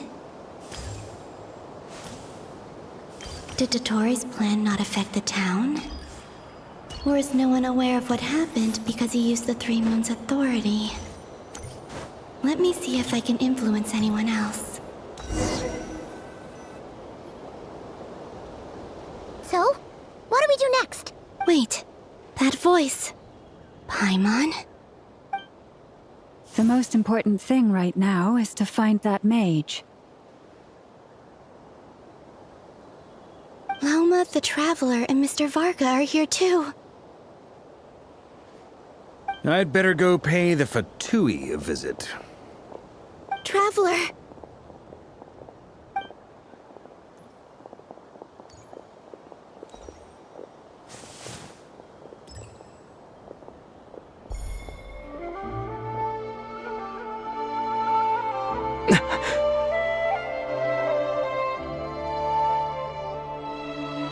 Columbina?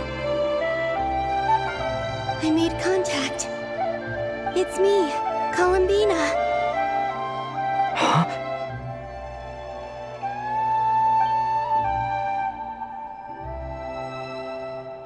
Traveler? Let's go! This is no time to be spacing out!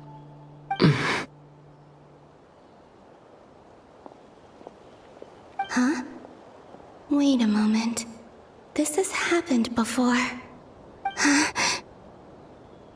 This is what happened when I disappeared. I stood right over there, thinking that no one would ever find me again. It was only when he called my name that I decided to follow them. But did he turn around because he sensed my touch just now? Is it really possible that from in here, I can change the past? If I keep following them, maybe... Huh? It's that gravity again.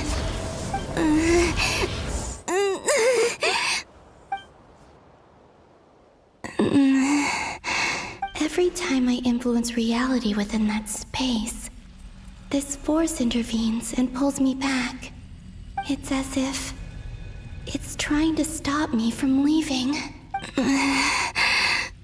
I'm getting weaker and weaker. I'll just have to try another approach next time. Come on, Columbina. Keep going. You have to tell everyone what happened.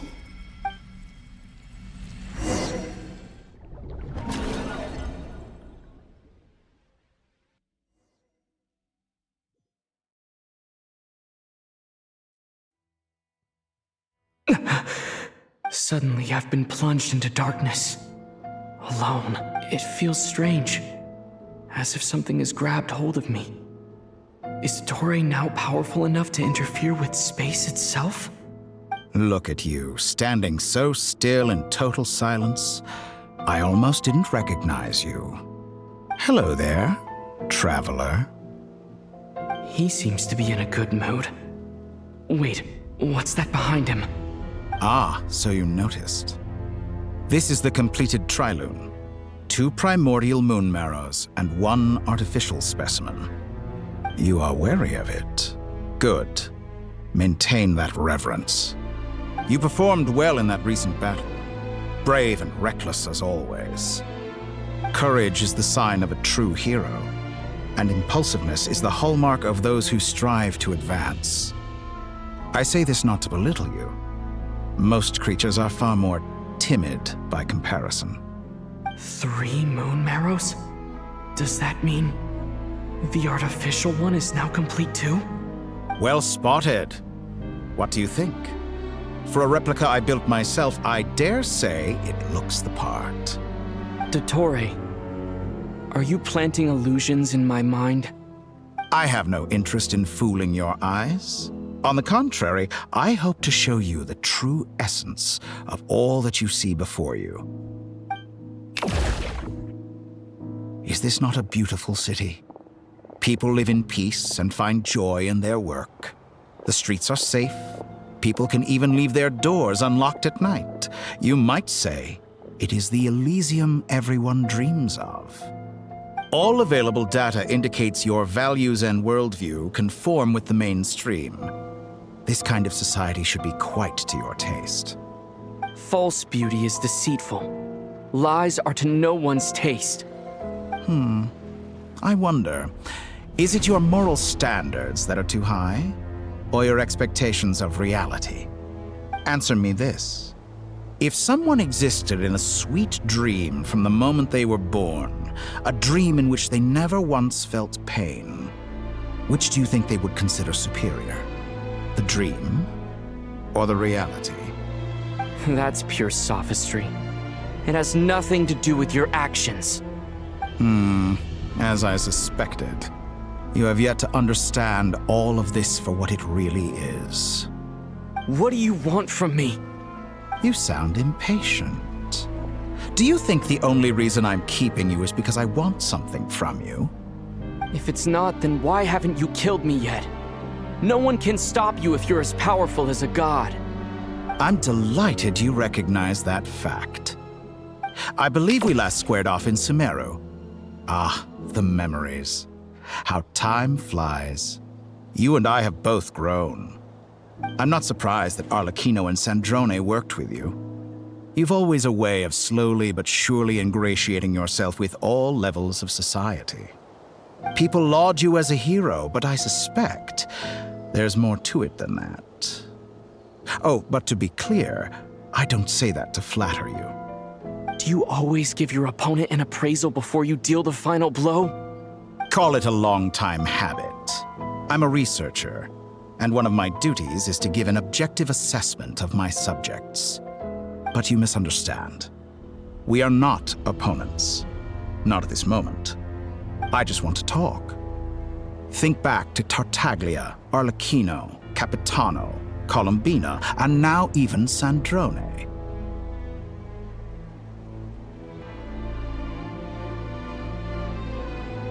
You've worked with each of them in the past. I believe you can work with me as well. What makes you so sure? Well, why not? Should the good associate only with the good and the bad befriend only the bad?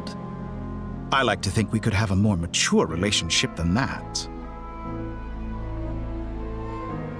Surely you don't think all your relationships are grounded in friendship or shared ideals. People come together because it benefits them to do so. If you think of the people you admire, you must surely admit that they have provided some benefit to you. Morality, ambition, dreams. People have plenty of words to embellish the nature of their relationships. But once you break free from those ethical frameworks, you will see that the only thing connecting the two of you is mutual benefit. And that is what I'd like to talk to you about. We're finally getting into it. He's probably been planning to kidnap me for a long time now. But for what exactly? He has the authority of all 3 moons. I won't be able to gain the upper hand in a fight. Best if I pretend that I'm willing to negotiate for now. You say you're a god, but you also speak of mutual benefit. What could a god want that the 3 moons cannot provide? Excellent question. But before I answer, I would ask you the same thing. Gaining Colombina's allegiance was a rare and extraordinary feat. But the Moon Marrows are now in my hands, and I have the edge over her. For this artificial moon is not being rejected by Tevat. Her identity and lineage may have been a thing of glory in the old world. But they were also shackles that prevented her from ever integrating into Tevat. I, on the other hand, you may view me as a thief, but I have overcome that limitation. So what is it that the Three Moons cannot grant you? What stops you from negotiating with me to get what you want? I don't make deals with lying psychopaths. That's quite an accusation. Are you expecting me to get angry with you? Well, this is one aspect in which my personal growth has served me well. In the past, my less mature self might have been disappointed, perhaps even angry, over a small setback like this. Like when you and Lesser Lord Kusanali joined forces to oppose me, for example. But things are different now. Just as the rich do not quibble with the poor, I no longer find myself perturbed by these trivial affairs. Human relationships end with conflicts of emotions and interests. But relations between humans and gods are different. And ours is even more unique. I have ascended to the highest heights and laid claim to unprecedented horizons. And you were no ordinary person to begin with.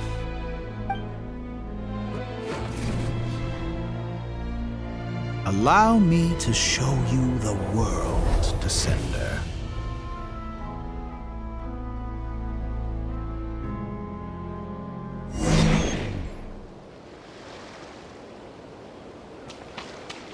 To stand, walk, jump, sit, and lie down.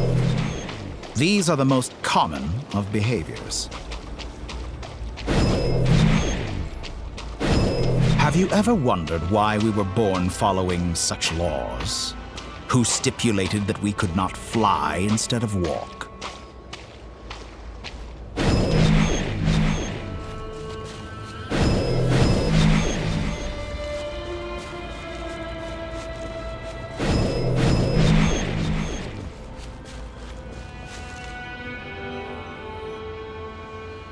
Someone of your talent and experience must surely know of the four great rulers who serve the heavenly principles. They govern life, death, time, and space. One wounded by a blade will die from blood loss or infection, and one who falls into a lake will drown in agony. The elderly wallow in solitude, and the solitary age faster. Eventually, new life is born, only to embark on the same path of suffering. These four divisions anchor the world and shackle those who live in it. But they themselves transcend its boundaries, squandering the power bestowed by the heavens. All who live yearn for equality, but unless the gods prostrate themselves and profess that they are mere servants of the living, equality can never exist. Who makes the rules we must live by? Who has the right to restrict us? The limits of the body can be rejected.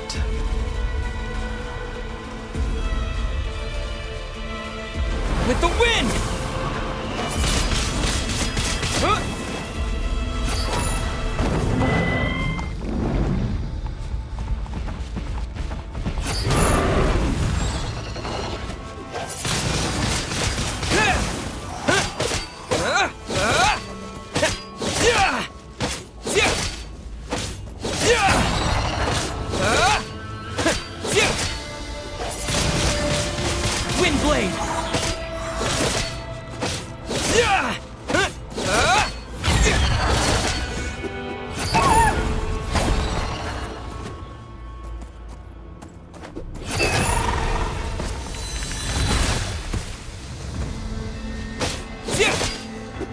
How does it feel to be among those with absolute power?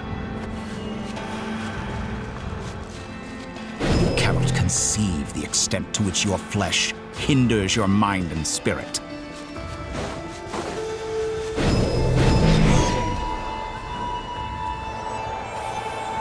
Only by discarding our useless, primitive eyes can we perceive a new world. how narrow-minded we all were in the past. Why should the final answer of the world not be the power that predates those of life, death, time, and space? The power of the Trilune. Through it, I have glimpsed new experimental possibilities. Nature suppressed, authority exiled, souls controlled.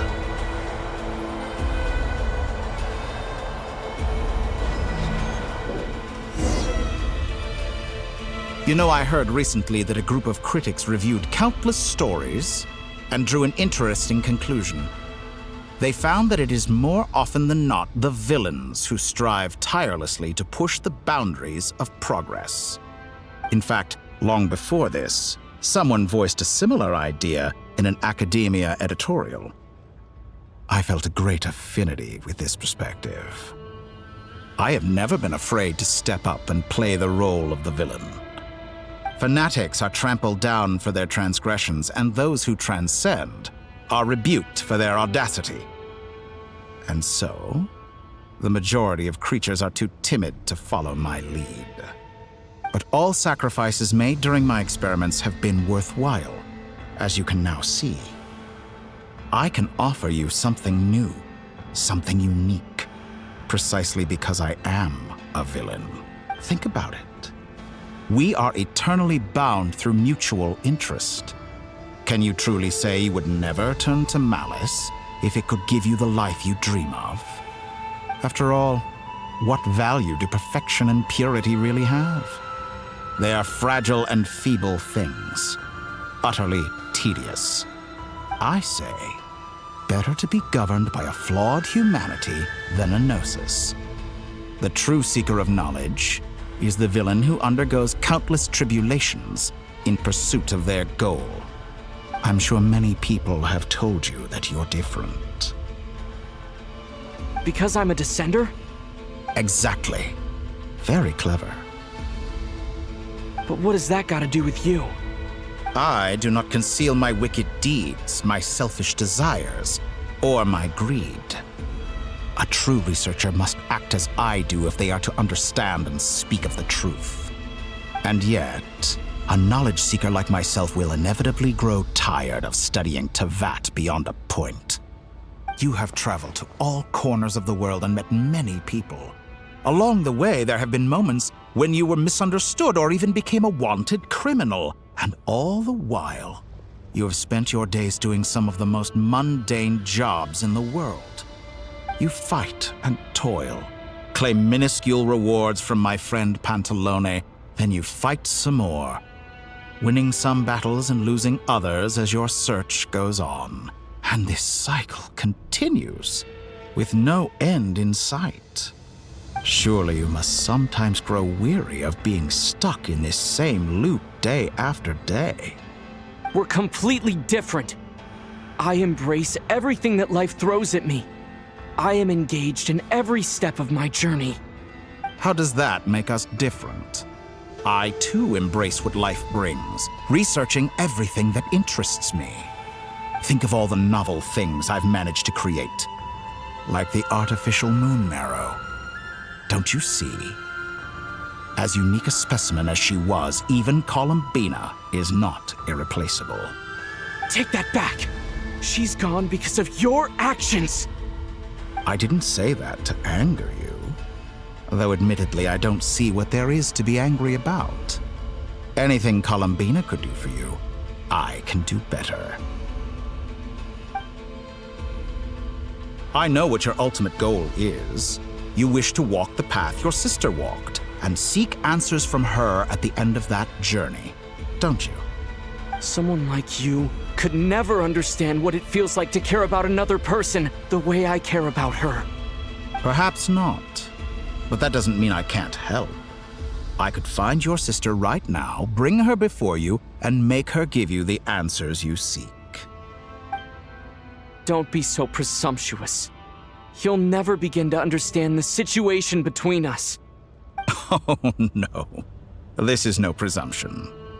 I'm only offering what I know is possible with the power of the Trilune. but it seems like you would sooner continue with your journey through this world. Why? Do you truly desire this journey? Or is it simply a necessary process from which you cannot escape? Think of all the time and energy you have spent, everything you've had to endure just to make it this far. Is this really what you want? Or has your hand been forced by the promise of that final answer? Yes, you have made many friends. But do they ever spare a thought for the void in your heart and what it yearns for? What you want is not friends. It is family. But do they know this? I, on the other hand, am far more considerate. Join my experiment, and in return, I will bring your meaningless journey and all its struggles to an end. This is a malicious attempt to manipulate me. But at the same time, he's stating some very human truths. Of course he's right about my predicament. How can I deny it? I have faced ungrateful strangers, never-ending troubles, an endless quest for answers. I want to see her. After everything I've been through, words can't describe how much I miss her. How much I want to be reunited with her, wherever you are right now. Do you miss me too?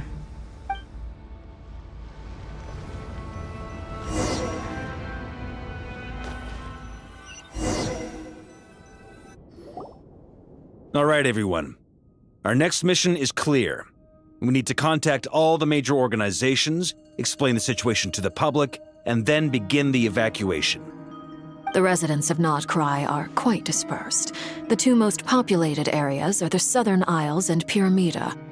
Miss Lauma, I will leave Hisi Island and Nasha Town in your hands. I will liaise with the Fatui and Pyramida. Agreed. We will reach out to Natlan and Snezhnaya. Anyone found north of the Experimental Design Bureau should follow the Fatui to Snezhnaya. As for those dwelling south of that line, I will ask the Voynich Guild to help persuade them to leave. Then I, Mr. Varka, and the Frostmoon Scions will escort them to Natlan. The Voynich Guild has dealings with the Curatorium of Secrets. I will send them a letter vouching for your credibility. Yehoda, you should help Lauma. This is too big of a task for one person. My wish has come true. You're willingly lending me your most capable employee for the day. Well, good for you if all this only takes a day. Of course, if it takes any longer, I'll be charging a fee. Boss, wait! Don't I get a say in this? Oh, I'm sorry. Something to add, Yehoda? Well, no one's more important to me than you, boss. And remember how Lauma healed your eyes after that big battle? I think that's worth at least 2 or 3 days' work for the Frostmoon Scions. Are you completely incapable of acting in your own self-interest? Or do you simply devalue your own labor? Are you sure you don't want to come with us? Who will see to our other work if we're all busy evacuating residents? Sandrone insists that Columbina is still alive, and we have a traveler to rescue. There's much to be done. But boss, I'm just worried that... Well, Nefer, I'll link up with you once my tasks are complete. What makes you think I'd need you to do that? I'll need it. And considering the way you approach certain matters, I think you'll be better off with me present. That's quite enough. Just focus on your work first. I bet we're in for an uphill battle here. But we can help out too. Inefa and I are gonna help Nasha Town's residents carry their stuff. Loading schedule. Store essential local research data and technology samples, then escort the people to Natlan. Understood. I will execute this to the best of my abilities. Great stuff. Thank you, ladies. I've contacted the Lightkeepers. A colleague of mine will join us shortly. I will persuade them to conduct a thorough search of the region to ensure that no civilians get left behind. for me. I guess I'll be making an early return to Sumeru. I think it's important that someone informs the Dendro Archon of what's going on in Notcry. Roger that. Someone should inform Mondstadt, too. Mr. Duran, can I trust you to handle that? I think you fly faster than any of us can run. As an added incentive, get there fast enough and I'll see about getting your gliding exam waived. Really? Ha! Mission accepted, sir. I intend to stay behind and help Miss Sandrone with her research. She has some alchemy-related questions that she'd like me to explore. She recognizes your expertise, then. I wish you a fruitful collaboration. Thank you. In truth, I was surprised to hear her express an interest in subject matter outside of machines. I believe she has been investigating some Fontanian technology recently. She made a point of bringing the relevant materials with her when she left the Experimental Design Bureau. She's sorting through everything in her room as we speak. I should mention that we have one other friend who isn't present. He hasn't made his position in all of this clear. But if we know anything about him, he's likely investigating on his own. Paimon's been very quiet today. But I know how close she and the Traveler are with the Natlanese. She should come with us to the border. Okay. Paimon will do her best. Make sure to heed Sandrone's warning. Many of us have been cursed by Dottore. As such, under no circumstances should anyone cross national borders. Remain within Notcry. That aside, personally, I have faith in Columbina. Things look grim, sure, but who knows how it'll play out. Same goes for rescuing the Traveler. Both of them are important allies and friends. We'll be counting on you to gather intel on them, Miss Nefer. Oh, wonderful. You're all here.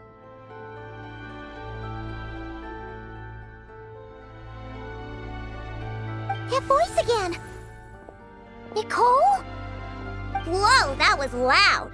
And it came out of nowhere. So mysterious.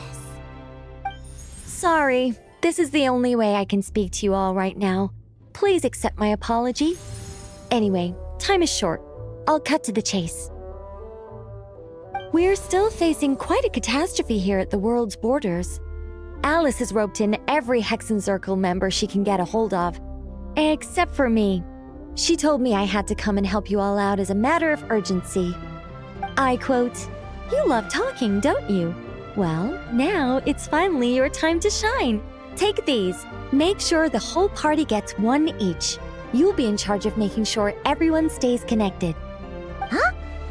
Is this a Dodo communication device? Scanning. Unknown device. Analyzing. Unknown device. Conclusion.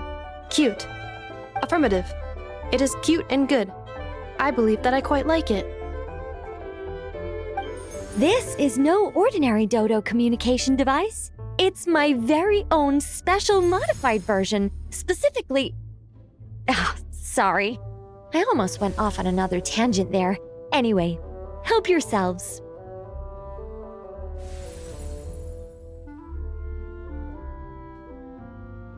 It will allow us to communicate over long distances within Notcry. No more worrying about shuttling messages back and forth. What astounding technology. Am I right in assuming that it relies on your personal abilities to function, Miss Nicole? Yes, exactly. Right on cue, Albedo. I'd love to brag to you all about how it all works. But no, next time.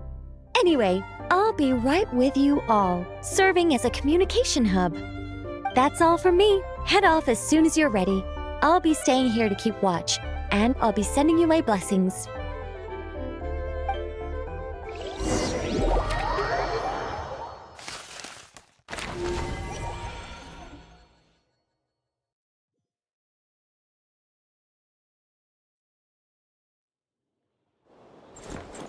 Close your eyes.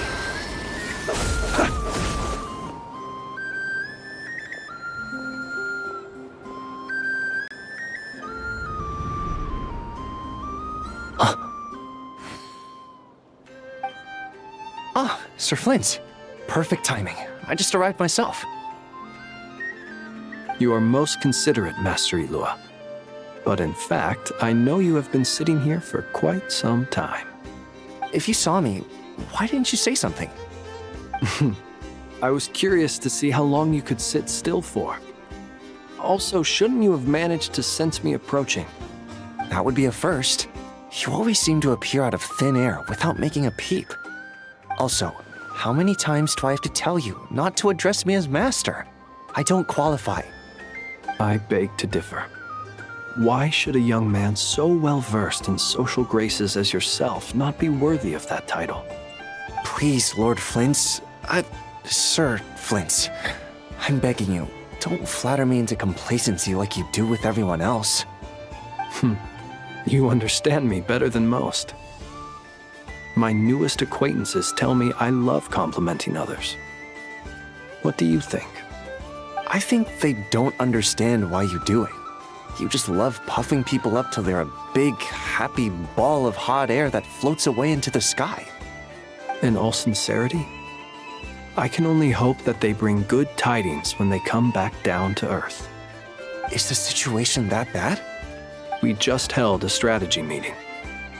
Let me fill you in.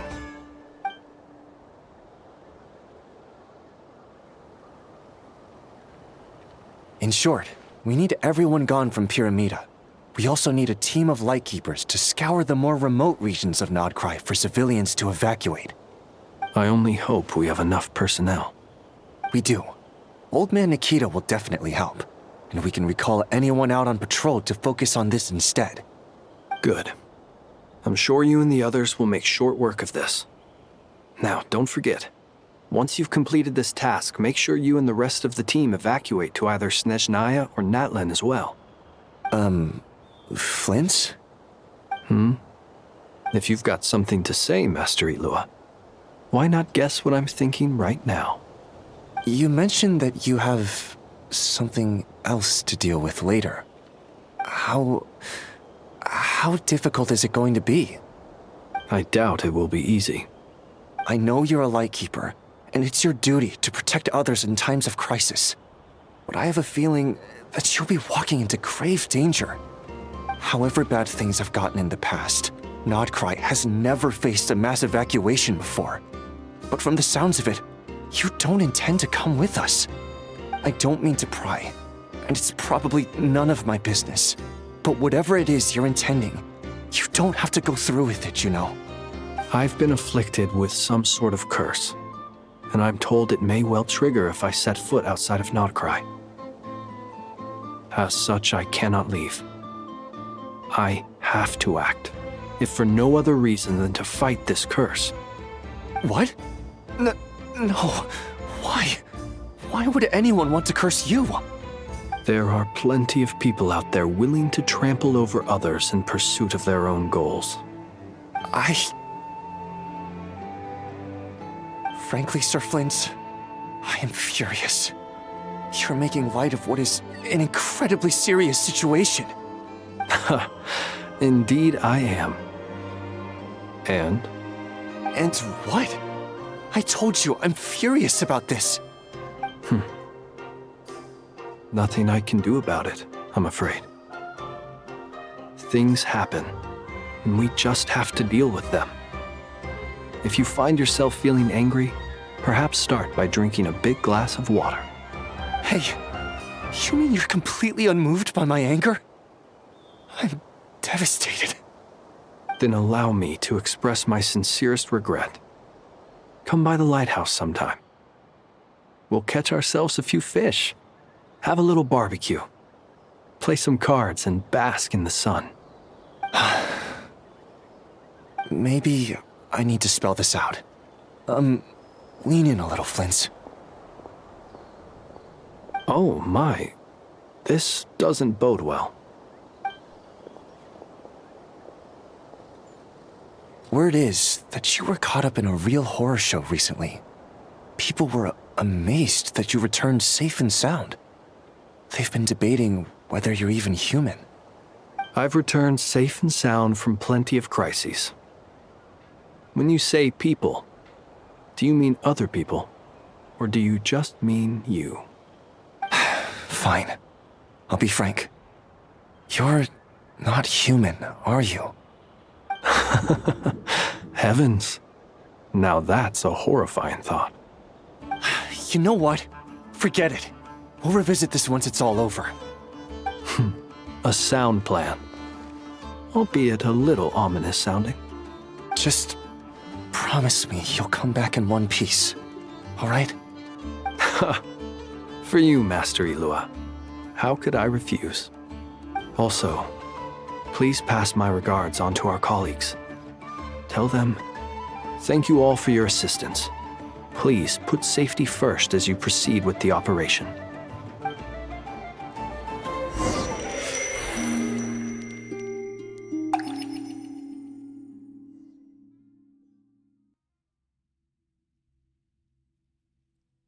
I have to keep searching for a path toward reality.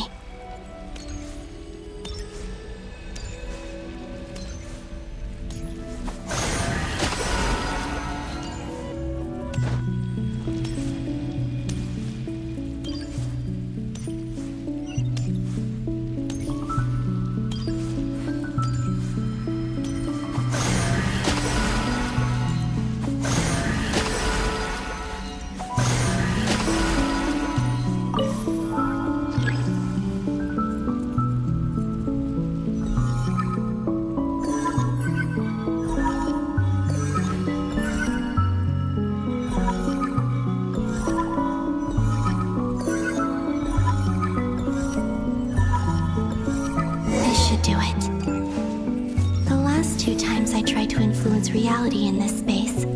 It consumed a lot of Kuvaki. I'll try and be more careful this time. I need to leave key clues behind using less power. I hope everyone still remembers what I said on Moon Prayer Night.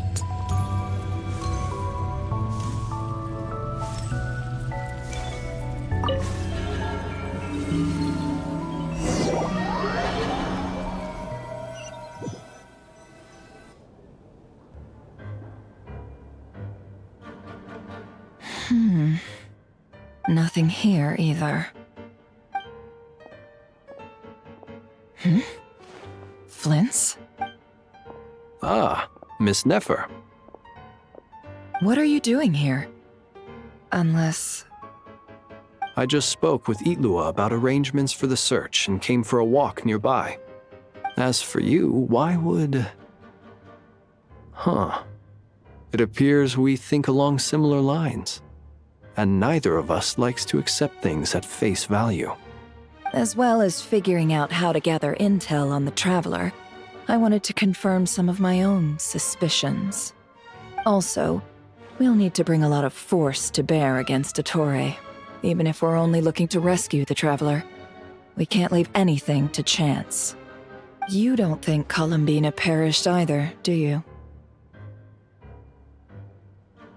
I'm merely considering the possibility that she survived, just as you are. How much can we really know about a deity like her anyway? Do you remember what she said on Moon Prayer Night? About using moonlight to send messages to us? Of course. I think that's why we're both here. Where have you checked so far? I've been focusing on the outdoors. Anywhere the moonlight shines. I checked most of Nasha Town, but didn't find anything. I checked the Curatorium of Secrets, and a few rooms where I thought I might find some leads. But no luck here either. The only places I haven't looked yet are the rooms in the flagship. But process of elimination isn't the only thing that brought me here. Oh, really? What's your other reason? After all that build-up, our mystery ally never showed up even once!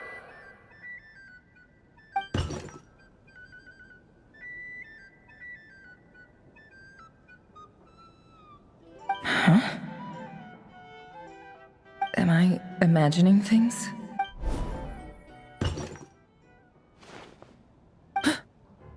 Come on, let's see what's going on. Oh no. I knocked over a vase as soon as I came in. It must have been caused by a Kuvaki fluctuation when I entered the space. Although, It seems like I'm not about to be pulled away this time. It looks like as long as I'm careful with my actions, it doesn't count as influencing reality. Anyway, is this the flagship? The Traveler mentioned that's where he was staying. I only went into the lobby last time, so I've never actually been here before. How does this space work? If nothing else, I can now be sure that it is not simply memory. He mentioned where his room was. I think it's this one.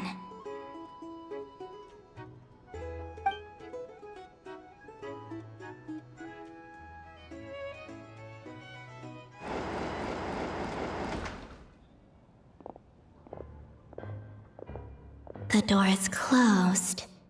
But if this is anything like when I disappeared, then maybe...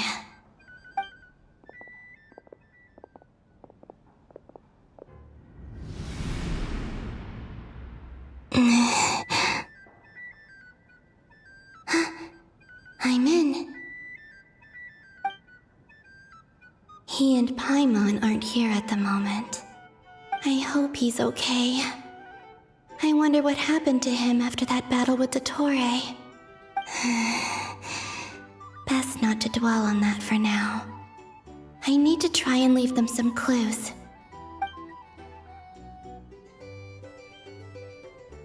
Please, Traveler. I really hope you find this.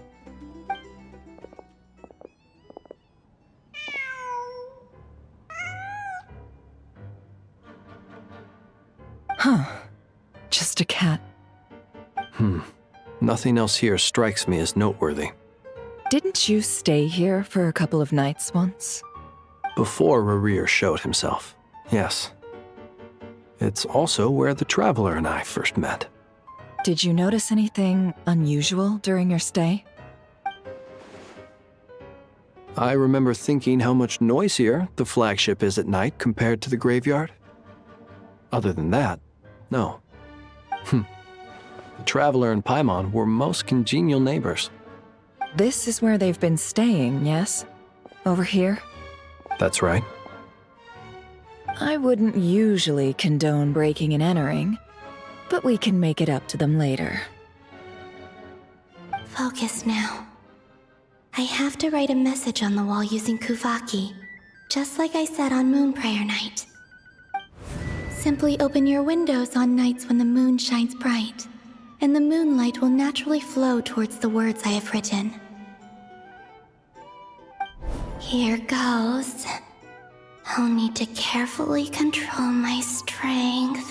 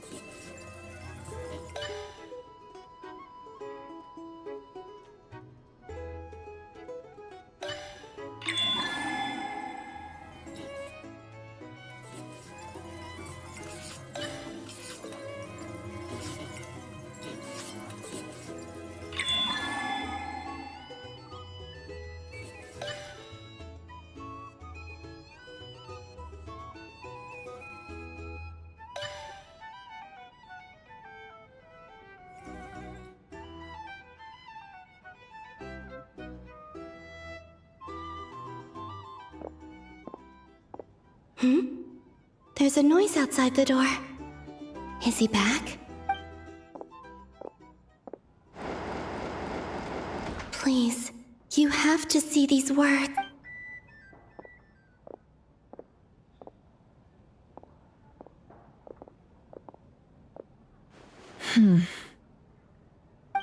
Well, do you sense anything? Unfortunately, no. And this place was our last chance. Not necessarily. We've only looked in Nasha Town so far. Miss Columbina said she would leave messages at her friends' dwellings. It's still worth checking where Miss Lauma lives and where I live. Let's try and make some time to look into those then. Wait. What are you waiting for? Oh, Paimon might have overeaten slightly. What's that look for? This is a victory feast. It's normal to eat a little more than usual. The Traveler in Paimon. It's really you. But why are they talking about a victory feast? Huh. You worried Paimon sick while you were out there fighting Rare, so this is your chance to make it up to her, alright? Wait. So this is the night after the battle against Rare. How did I end up here? That's quite a long time ago now. Wait. Time. That's it. Every time I've entered reality within this space, it's been at an earlier point in time. Every one of those points has been before I fell into the moon's reflection, and everything I've done to affect reality really did happen in the past. Does this mean that within the moon's reflection, time flows backwards? Starting from the moment I fell in? Not long till Moon Prayer Night now. It's gonna be even livelier than tonight. Although, it's gonna be sad saying goodbye to the damselette. She seems like a really nice person. Paimon. No, I can't. Even if I make contact, they probably won't understand what's going on. And in any case, I'll likely get pulled away again if I do. Instead, I have to find a way to get them to notice what I've written using the moonlight. Wait, even I hadn't thought of doing that before Moon Prayer Night. They'd never conceive of that possibility. Is there truly no other way? Don't lose heart. We'll find a way somehow. Huh? Oh, you say that, but the Frost Moon is beyond the fall sky. If we wanted to go visit her, how would we make it through to the other side? We might not have all the answers now, but I'm sure we'll find a way one day. Huh. Guess someone's gotta be the optimist. The present. The future. That's right. There are still things I can do. What's your plan?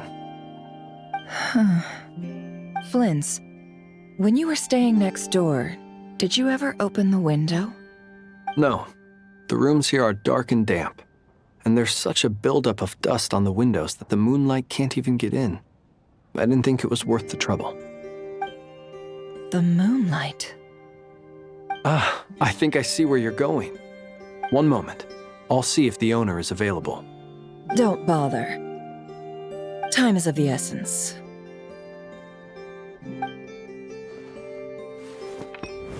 Time. Even if no one sees what I've written at this moment, maybe someone will remember what I said after Moon Prayer Night. I need to write down as much information as I can. And maybe one day... Huh? What's up with you? You can't even hold your cup steady. Are you getting tired? A little. Well, you should probably hit the hay then. You've had a really tough couple of days for you.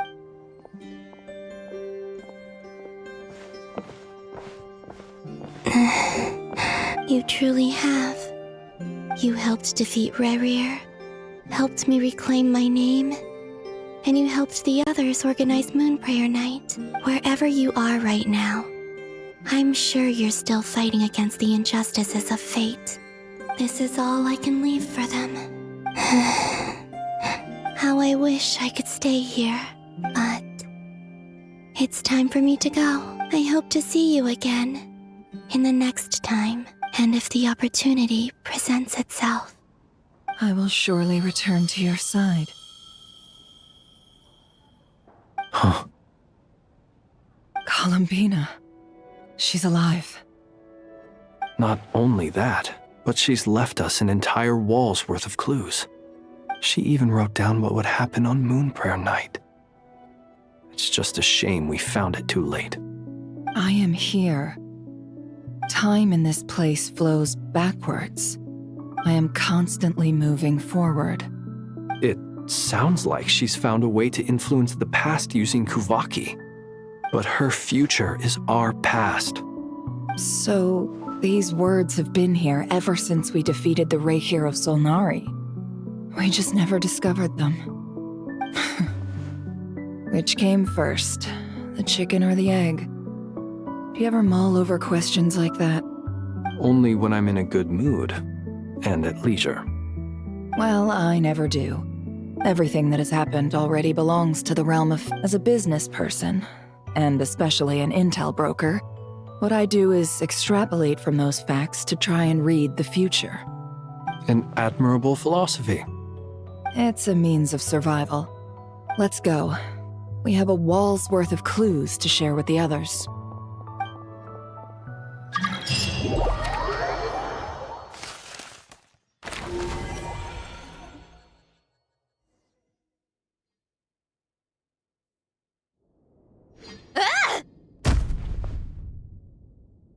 It appears that the doctor's energy signature has changed to something similar to Kuvaki, but not like the Kuvaki we're used to.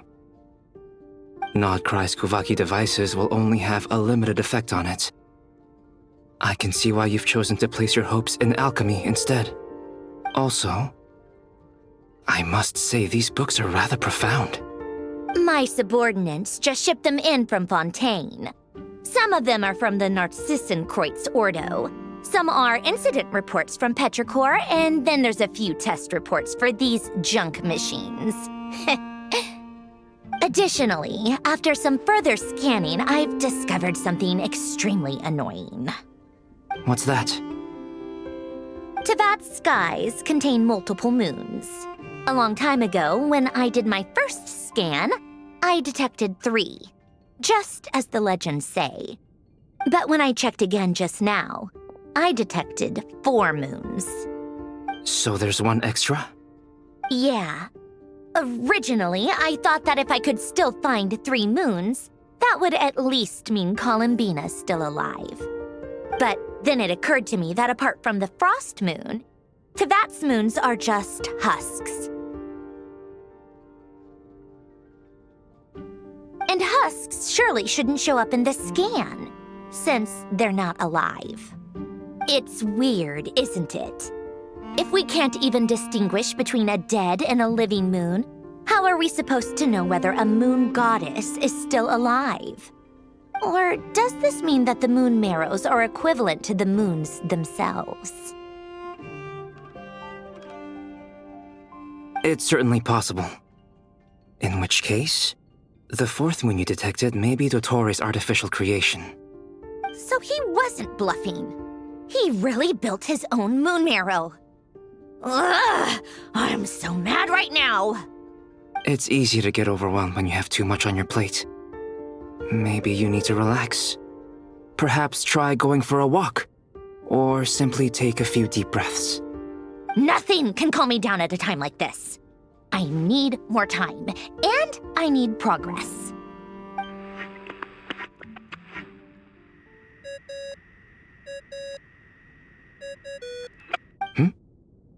It's Mr. Flynn's. I really hate that ringing tone. Ugh. First the 4 orthants of the Narcissenkreuz, then moon marrows. Now what? Oh, sorry if we're disturbing you.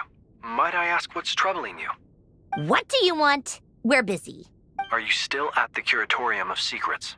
Yeah. Look, everyone else is still out, so there's no hurry. Plus, I'm busy, so I would appreciate if you gave me some space. Even though we have crucial intel to share? Fine. I'm listening. Do you intend to share it via the Dodo communication device? Ordinarily, I would, but this is a unique situation. I think it's best that we discuss it in person. See you at the Curatorium.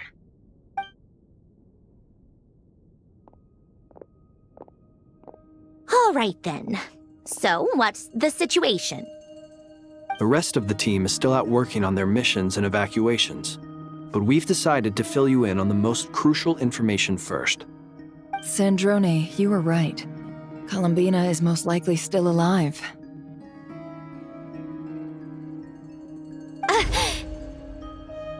That's the best news we've received in a while, by a long way.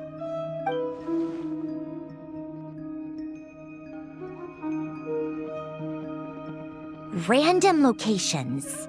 Appearing in reverse order? Are you serious? So not dying isn't enough for the moon goddess, huh?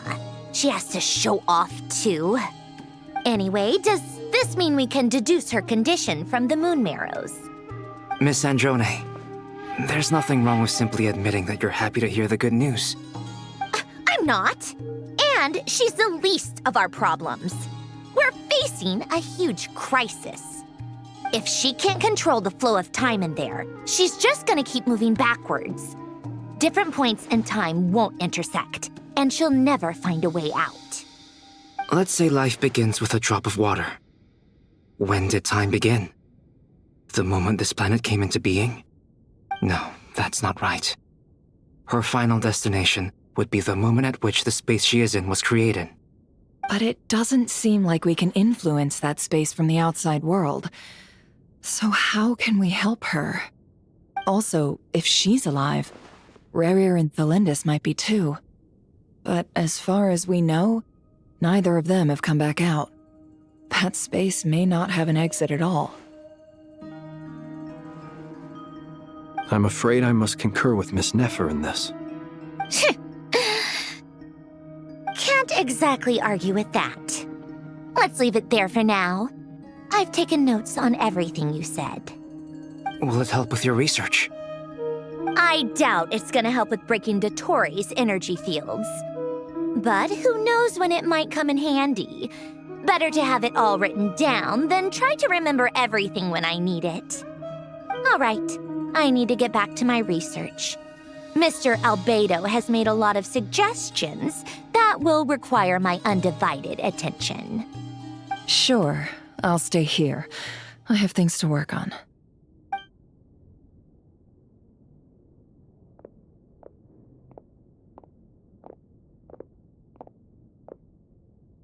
Paimon, are you there? Oh, right. She went with Varka to Natlan, didn't she? Good thing we've moved her and the Traveler's luggage in here. Speaking of the Traveler, where could they be? There's a note from Paimon. Paimon here. Not in at the moment, but if anyone needs to borrow her stuff or the Travelers, go ahead and help yourself. Paimon won't be mad. Also, Traveler, if you get back before Paimon, make sure to get some rest. Paimon misses you a lot, but put your health first, all right? How sweet. Well, since you offered, Paimon, don't mind if I do. This is the Traveler and Paimon's luggage. All the items they use day to day are here. It's well organized. I wonder which of them is responsible for that. What do we have here?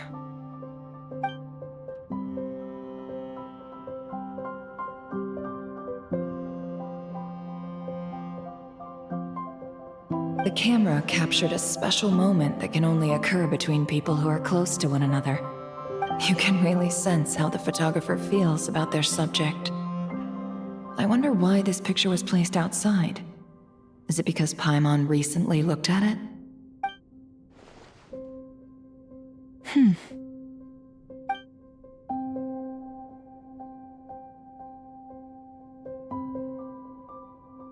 This must belong to the Traveler. Perfect. I'll use this. Hang in there. We'll find you.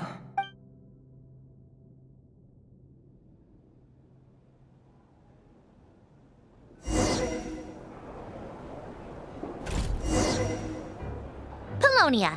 Search keyword world formula and bring me all relevant books.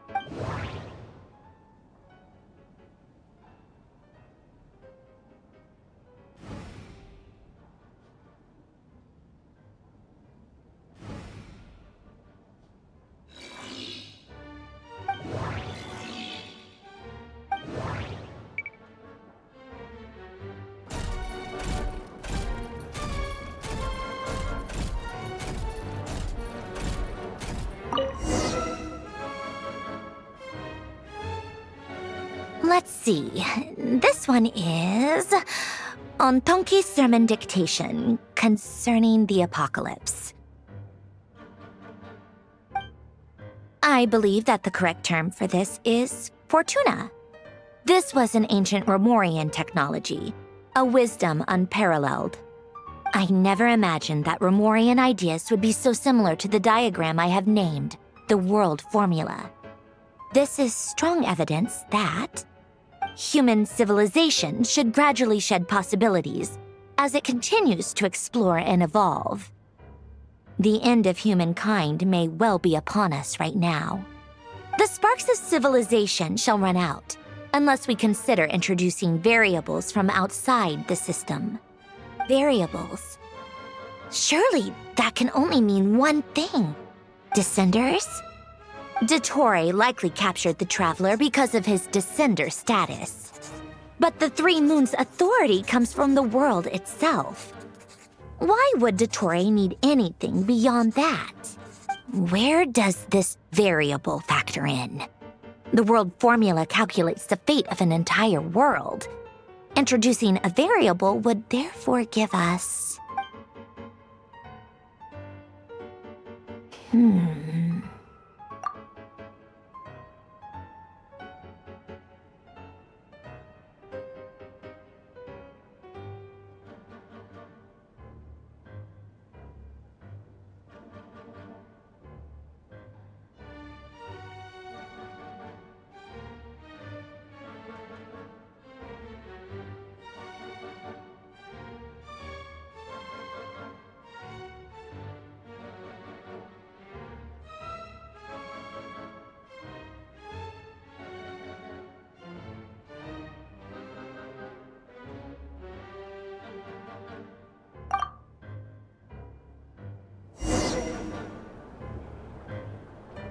Polonia. Search keyword pathway and bring me all relevant books.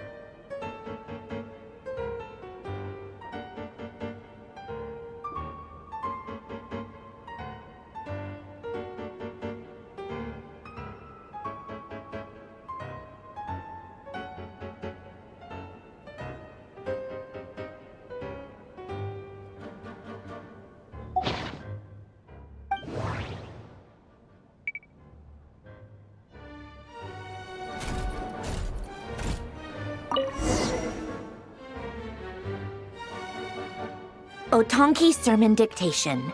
Explications on the Chemical Marriage. These titles are pretty esoteric. Observe and compute the pathway displayed in the guidance diagram. Deconstructing and reversing its effects could generate potential ideas. So, it's one of Renee's draft lectures. Deconstructing the pathway. I suppose that could lead to a breakthrough.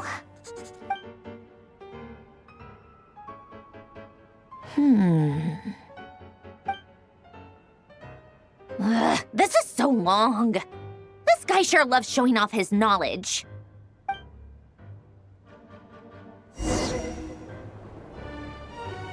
Polonia.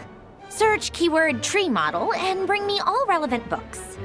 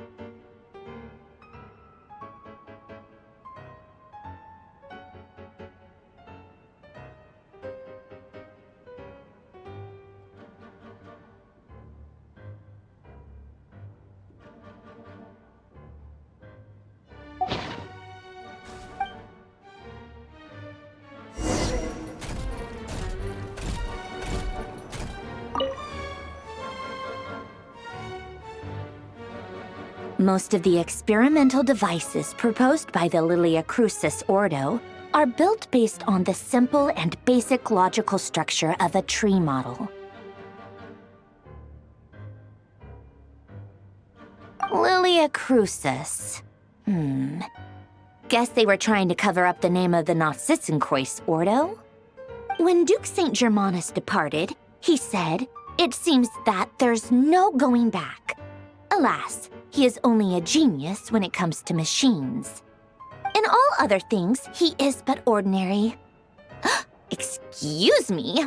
I'm sorry. That's just ridiculous. What kind of book is this? Great Detective Herlock, The Alchemist and the Clockwork Saint? Isn't this a novel? Come on. Still, the author swears that they knew Renee well. Whatever. I guess it's not beyond the realms of possibility that Renee would say nonsense like that on occasion. Memory, wishes, souls, and persona. Frankly, this sounds more like occultism, but if Albedo vouches for it, I suppose there must be some alchemical basis to these techniques. The way Alain Guillotin saw it, the world was comprised of machines. The universe needed machines, and thus his technologies were created. That's why I was born. René, his full name was René de Petrichor, if I recall correctly. Sounds like he and the town must be intricately connected. That place was also the source of most of our information regarding Remurian civilization. Seems like some of his projects were based on their technology. The cutting of souls and storing them in vessels. These seemingly unrelated techniques underpinned René's research. Assuming that the 4 orthants correspond to alchemical categories. The chemical marriage model? Alain would have scoffed at that. He never would have let those theories or parameters anywhere near his mathematical formulas.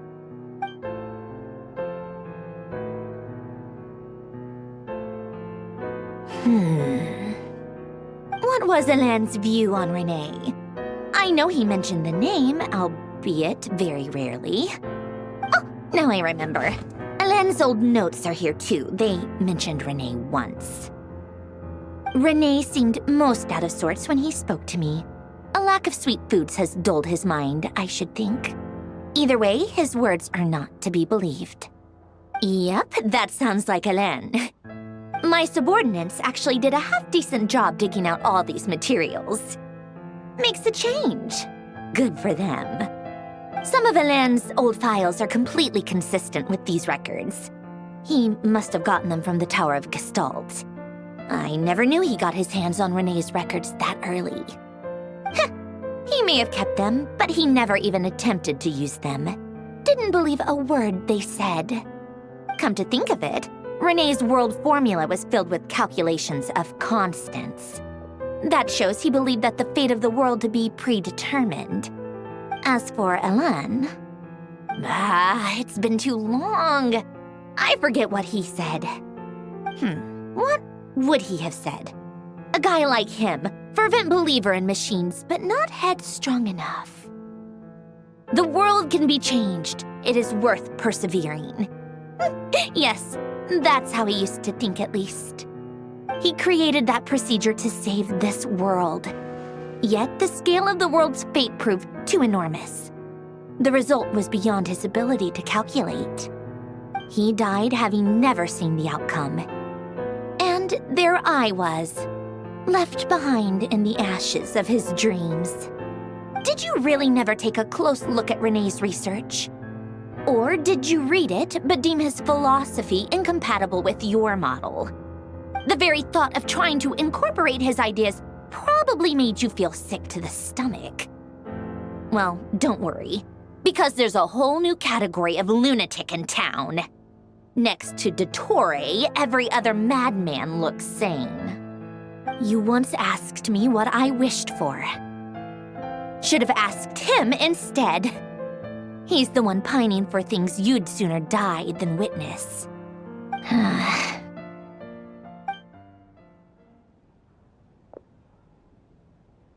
Even the tiniest variable can make big waves in the present.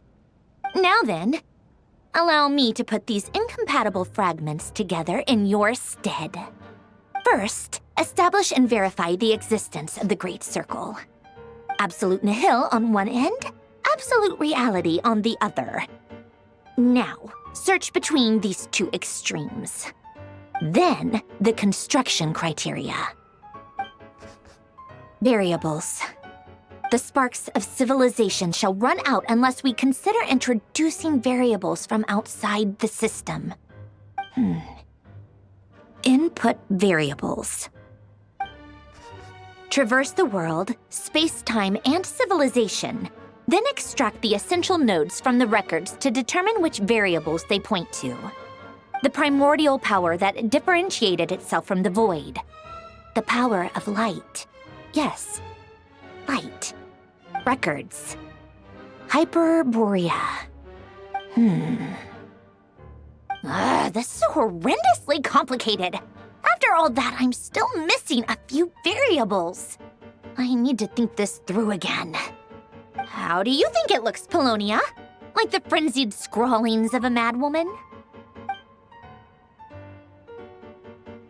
Fine, keep it to yourself. It's not like you can talk anyway. I'll assume you gave it a passing grade. I jest. But true madness does often start with trying to save the world. What would Arlecchino and Columbina think if they saw this incomprehensible hen scratch? They'd probably have me institutionalized. So would Rosaline. She's been dead for a while now. When I close my eyes and think back, I can still see her face. And that enormous dress she used to wear. Such a bizarre choice. What possessed her?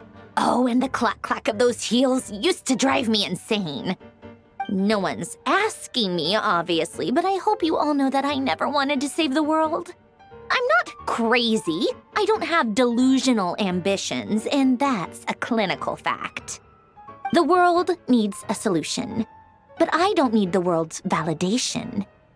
It's the world begging me for answers, not the other way around.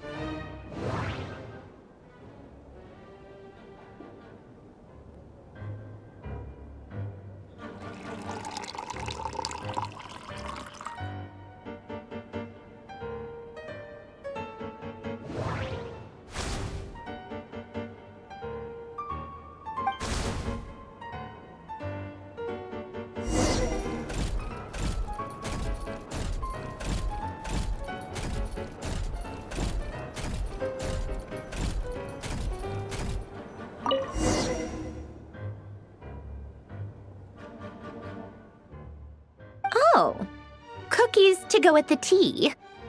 Let's see. They must be from that person who brought those documents. I see they're from Hotel de Boer. Something's written on the box. We are proud to present this homage to the Fortress of Meropede's fun-filled mill collection system. Fortune cookies. Have a lucky start to your day. Sounds like a dumb gimmick to me. Be early to bed and early to rise. Get plenty of sun and drink plenty of water. Then things will surely go well for you. What? Are you kidding me? Somehow I doubt that an early night and a glass of water is magically gonna save a world on the brink of existential peril.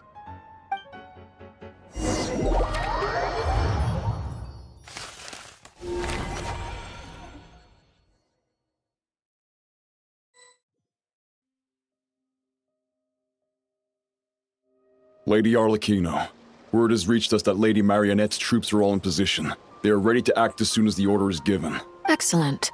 The only thing is, they are fewer in number than we expected. It looks like many of them must have lost their lives at the hand of the monsters released by the Doctor. Can't be helped.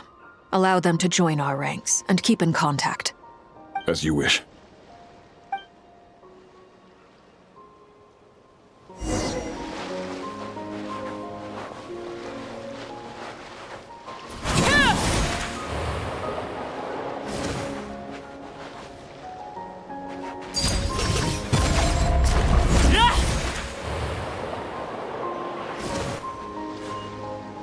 It's been a while, Arlecchino. You look well.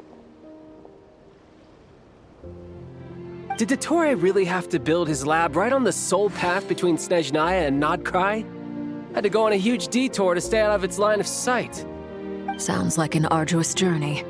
I assume you've brought word from Her Majesty? Of course, all part of the job.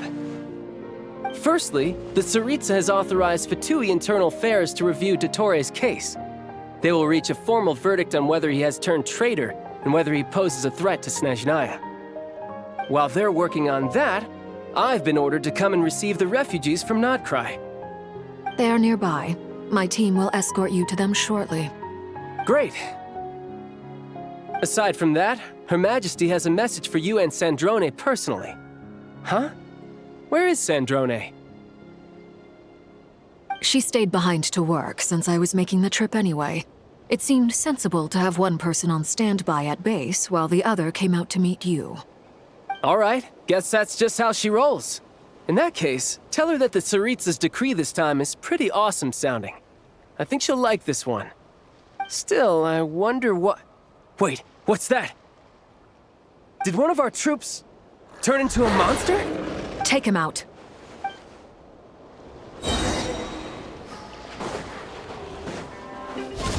Transfixed! You can run, but you can't hide! Bring it on!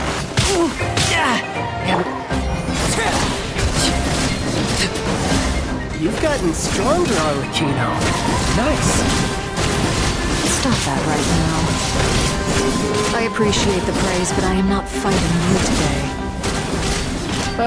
I knew it.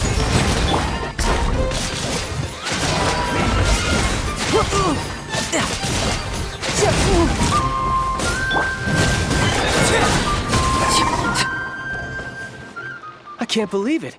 He was a living, breathing human one moment, and then... Another fine piece of work by our dear colleague. What in the world has been going on in Nodcry? A lot. But long story short, Dottore stole 2 moon marrows that should have belonged to Columbina, then built a 3rd moon marrow of his own to concentrate the Trilunar Authority in his hands. What? What do you mean he built a moon marrow? People build roads and houses, not moon marrows. What's his next DIY project? He's gonna build a god? You could stand to be less surprised. We are harbingers. The work we are engaged in makes the creation of gods seem mundane by comparison. I tell everyone who asks that you once crossed swords with Rex Lapis while serving as a key supporter for Rosaline's plan.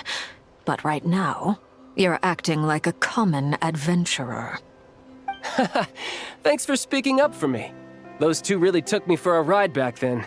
Then again, surely no common adventurer would manage to get tangled up with them the way I did. That's gotta count in my favor, right? It almost sounds like you wish to repeat the experience. I might have to lower my opinion of you. No. I'll stop talking. Please, go on. Dottore is currently still experimenting with his newfound power in ways that continue to corrode the outside world. As for the human mutation, I believe this is simply a consequence of his experiments, and not a strategic move. That radiant beast was once a subordinate of Sandrone's. I suspect he was only allowed to live so that he could become an experimental subject. Also, those of us who fought Dottore have been afflicted with a curse. As such, I cannot leave Nodcry. This is so much worse than I thought. No wonder Her Majesty's decree is so extreme. While these exceptional circumstances persist, the Harbingers are hereby authorized to use unilateral executive powers. Should Dottore pose a threat, Arlecchino and Sandrone are permitted to eliminate him. My thanks to Her Majesty. I will pass these good tidings on to Sandrone. Her Majesty has also declared that she will refrain from launching an attack on the now evacuated Nodcry due to the presence of unretrieved research material. A wise decision. By the way, how's my old partner doing? I'm assuming they're with you? Partner? You mean the Traveler? I'm afraid I have bad news. He was captured after our failed assault in Dottore's lab. His whereabouts are currently unknown. What? Why? Since when does Dottore have a bone to pick with him? That is indeed the question. I'm not sure he does. He must have some other goal in mind. This won't do. I have to rescue him. You can't. We have no idea where the Traveler is. What am I supposed to do then? Stand here twiddling my thumbs? Sandrone is working on it. The best thing you can do right now is complete your mission. Fine. I guess I'll leave this to you then. One last thing. Tell the Rooster to get the message out to the gods and citizens of every nation in Tevat. Beware. An uncontrollable pollution is spreading forth from Nodcry. The source of that pollution is a madman drunk on the success of his experiments. The Fatui and our allies will endeavor to contain the threat. However, if Nodcry falls, things are likely to escalate. Considering Dottore is one of our own, all Fatui stationed in Nodcry consider it our duty to stay and fight him to the bitter end. Whatever the cost. Hey, don't be too pessimistic. If it comes to it, I'm sure Her Majesty won't stand by and do nothing. I hope you're right.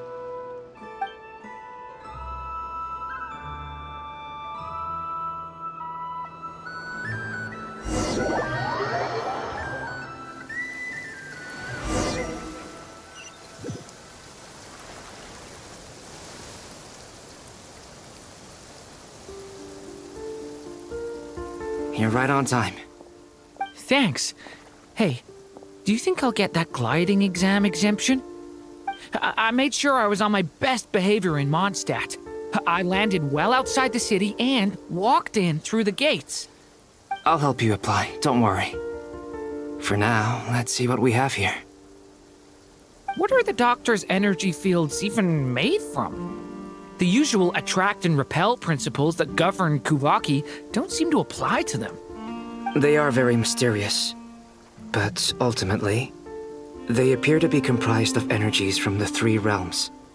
Thanks to research by Master in the Hexen Circle, we know that Tevat's 7 elements are derived from the more primordial power of the Light Realm, which is antagonistic with the power of the Void Realm.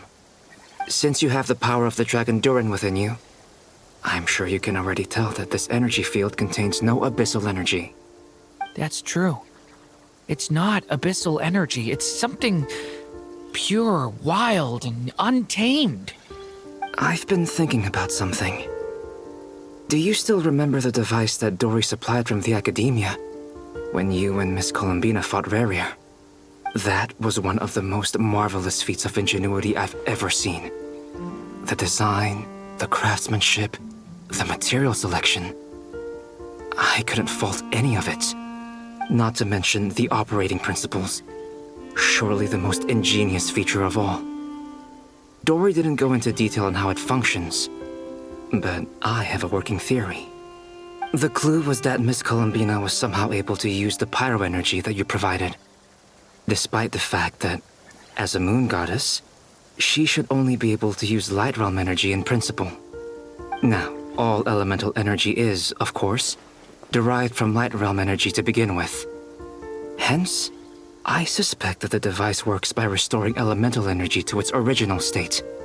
This presumes a theoretical model of the 7 elements akin to that of light refracted through a prism. Perhaps it is no mere analogy. Maybe there is indeed a prism in this model. I almost wonder if the idea for the device was conceived based on direct observations of said prism. It would explain how such an ironclad design concept was achieved. It is at once a masterwork of engineering and a groundbreaking application of the Academia's latest elemental theories. I suspect only Lesser Lord Kusanali herself could have devised such an ambitious technology. But back to the energy field before us. If this is pure Light Realm energy, its relation to elemental energy is one of integration versus division. Or you could say that the former contains the latter. Could this mean that elemental energy can dilute the power of the Light Realm? Should we give it a try? We should.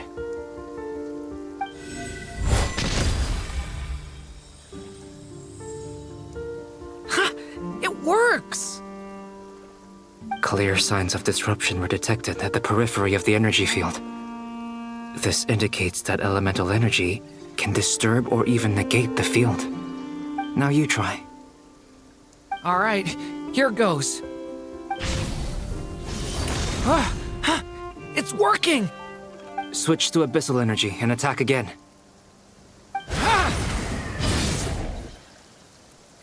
No surprises there. Abyssal power drains the energy field to a significantly greater extent. I now feel confident in asserting that the energy field is indeed pure light realm energy, and that elemental energy can dilute it. But the energy field is huge. How much elemental energy will it take to neutralize it? We don't have to neutralize it completely. We can try other approaches. That's all for theory. Would you like to continue watching? So you knew I was here? Huh? When did you get here? A while ago. But Albedo sounded like he was working on his thesis defense back there. Back in Sumeru. You can end a person's whole career by interrupting them mid-speech. Very thoughtful of you. I'm truly touched. Could I ask you to lend me a hand? With what? A little test. Try using Anima to unleash a concentrated assault with circular blades, with the goal of breaking through at a singular point. Nice! This time it tore through the field. Tremendous. This is a major breakthrough. Should we go through? We probably shouldn't risk having mutually antagonistic energies in such close proximity. Durin, you stay here and watch the entrance. Hat Guy and I will go in to investigate. Sounds sensible to me. Keep your eyes peeled, Durin. Don't worry, I got this. You two be careful in there. Just give me the signal if you need help and I'll dive right in. What do you mean, signal? It's based on a new alchemical concoction I developed last month. When 2 bottles of it are smashed on the ground together, they emit a blinding burst of light. If it comes to that, remember to shield your eyes with your hat. Glad I asked. Thanks for the heads up.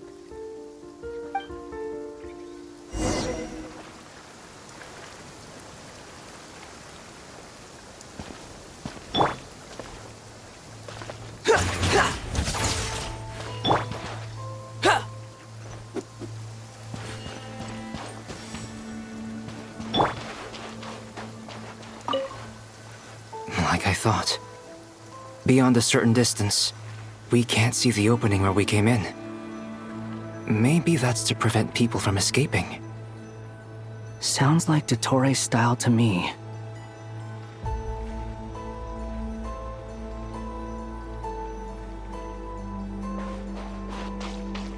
Not much has changed. Things are basically the same here as they were before the energy field appeared.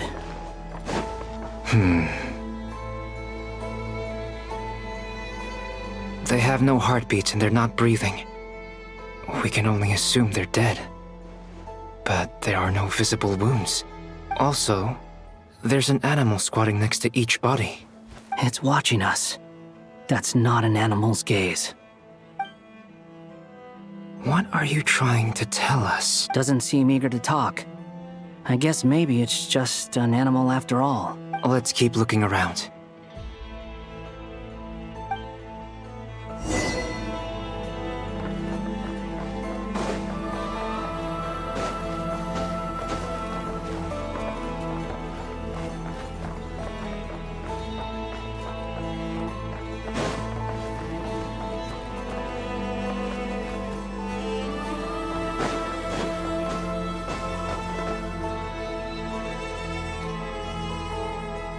Same situation everywhere.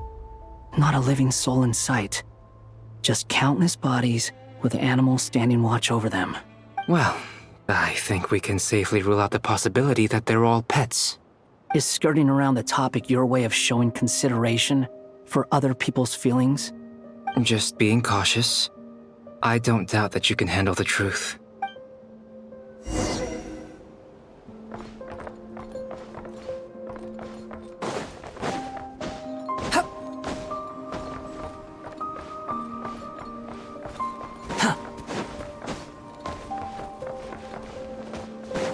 awful. Please, help us. Please. Over there, I hear a voice.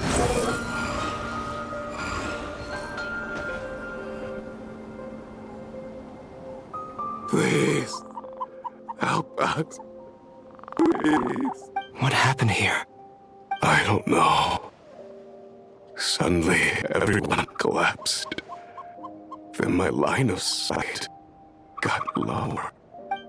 I still have some of my senses left. I gotta get out of here. It looks like there's a huge experiment going on inside this energy field. Maybe each energy field is its own giant experiment. Vile. He's swapping human minds with those of animals. Even without the other circumstances, this would be an extremely radical experiment. Those people may have lost their sense of selves, but they are not fully animals either. If they were, they would have left. But instead, their instincts are driving them to remain by their dead bodies. We should go. No sense in sticking around here longer than we need to. Agreed.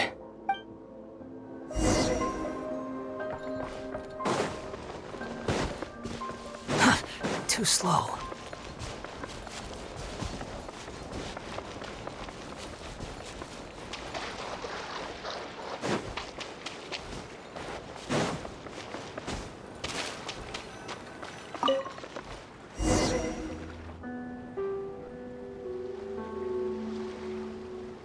You're back! Everything okay? We saw some things that take a strong stomach. Otherwise, we're fine. We should share our findings with the others.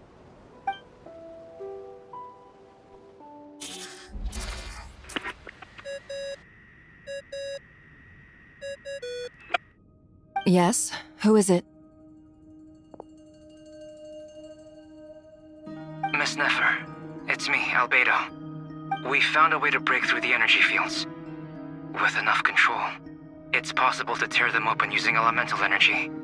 Also, we managed to take a look inside. Dottore is carrying out his cruel experiments on an immense scale. Any residents who have failed to evacuate in time will likely meet a grisly end. Sounds like he's living down to our expectations. Might I ask how things are proceeding on your end? I'm just about to get started. I'll be in touch once I have a result. Understood. Stay safe. I will.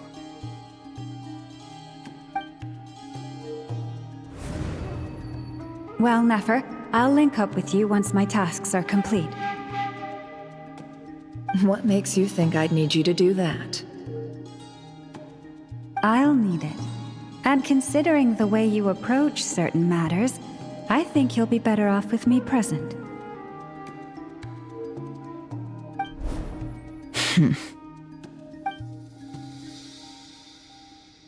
Let's begin.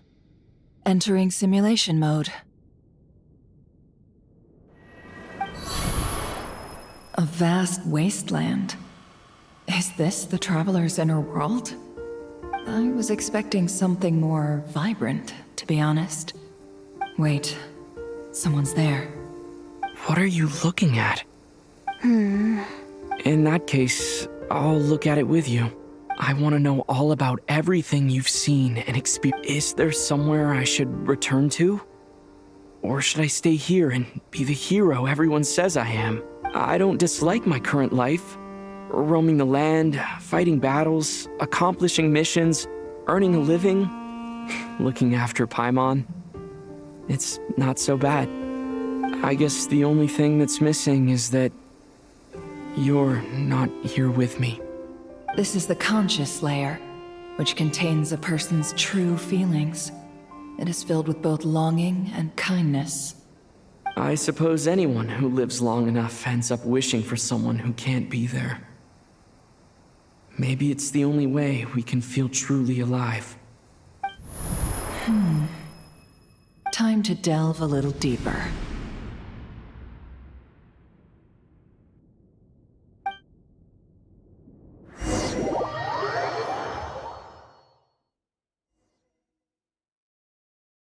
Nasha Town is hardly the optimal choice for a place to live, but it has character and a reasonable population density.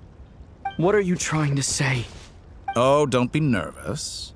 I was just thinking where might make a good starting point for your journey. Perhaps I should send you further afield. Conria, perhaps. Conria ceased to exist long ago.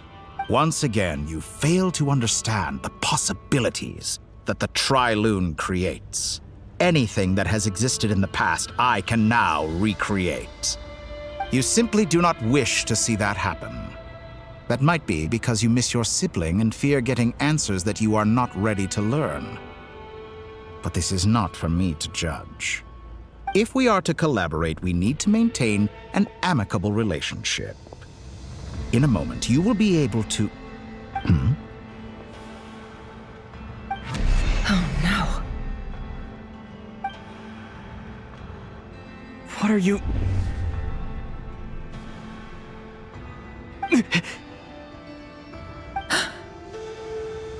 What are you gonna do? Don't move. Something unwanted has crept into... Oh? Gone as quickly as it came.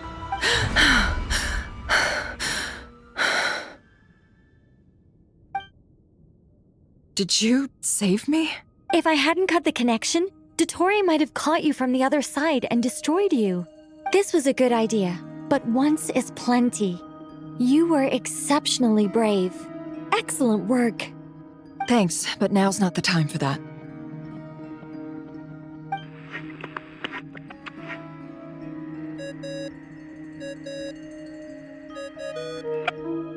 Albedo speaking. I think I know where he is. What is this endless darkness? I can't see anything, even though my eyes are wide open. But why? What happened? Ah, sorry about that. I take it you didn't notice. Just now, a friend of yours took a little peek into your mind. Could it be Nefer? How did she do it? Did she use something as a medium to connect to me? Do you think she's aware of your current circumstances? Oh dear. Have I stunned you into silence? I only wanted to slow down your time a little so I could stop your intruder in her tracks. It would have been nice to capture the spy. I must say, I'm finding the ability to adjust the flow of time rather intriguing. The moment you closed your eyes, time seemed to grow impossibly viscous, didn't it? A whole month passed before you opened your eyes again, but only for you. No one else was affected. I dare say this is something only a god can achieve. Point taken. You've proven once again that you have god-tier powers. Oh, you misunderstand. This wasn't about proving a point. I was testing things out. I find I learn best by doing, and I have to admit, time is not the easiest dimension to control. I only wanted to make you sleep for a short while, but it ended up lasting a whole month. Clearly some finesse is required to wield the authority over time as I wish. I hope you're not angry with me. It was only a month's discrepancy, nothing too serious. Had I been off by a year, a decade, or even a century, that would have been quite a different story. You could have frozen me for millions of years. So much for collaboration. You aren't showing much sincerity. Millions of years? To what end? I wonder if you don't understand humans all that well. They are very pragmatic creatures who understand only that which they can perceive with their senses. If I had you sit here for a week, I imagine people might sympathize. But if I left you here for 100, 1,000, or 10,000 years, the sheer size of that number would cause it to lose all meaning to them. They would not have the capacity to comprehend your suffering, and thus they could not empathize. Unfortunately, while gods do exist in Tevat, it is ordinary humans that account for most of the population. Their lifespans are so limited, their bodies so fragile, Did you ever really hope that they could begin to understand someone like you? Your long life and unique origins make you fundamentally different from them. How long will it be before they start to treat you like the alien you are? Before you are ostracized, outcast? Alien? Even I feel bad for you sometimes. This world has made you into a slave. So many times you have served its will, and not once have the powers that be ever thought to grant you the one simple thing you wish for. You have been treated most unfairly. I can change that. I will grant you special privileges and give you back the status you rightly deserve as a descender.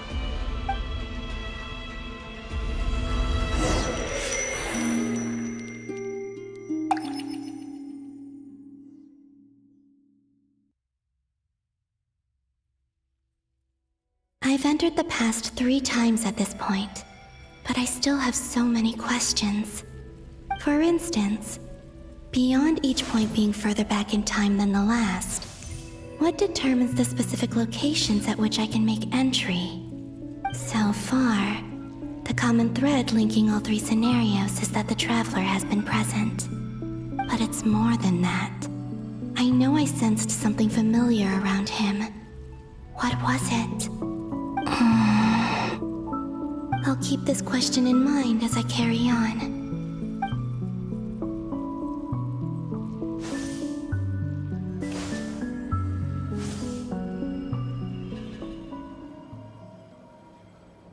Humans, you never change. Always trying to use powers you neither comprehend nor control. This looks like Star Sand Shoal. Was this before Rerir regained his physical form?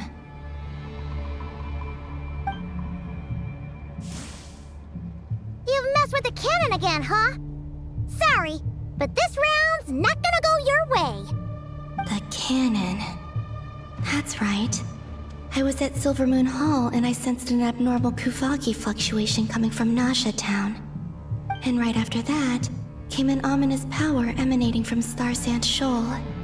My body was once torn into countless pieces and hurled into the swirling chaos of time itself.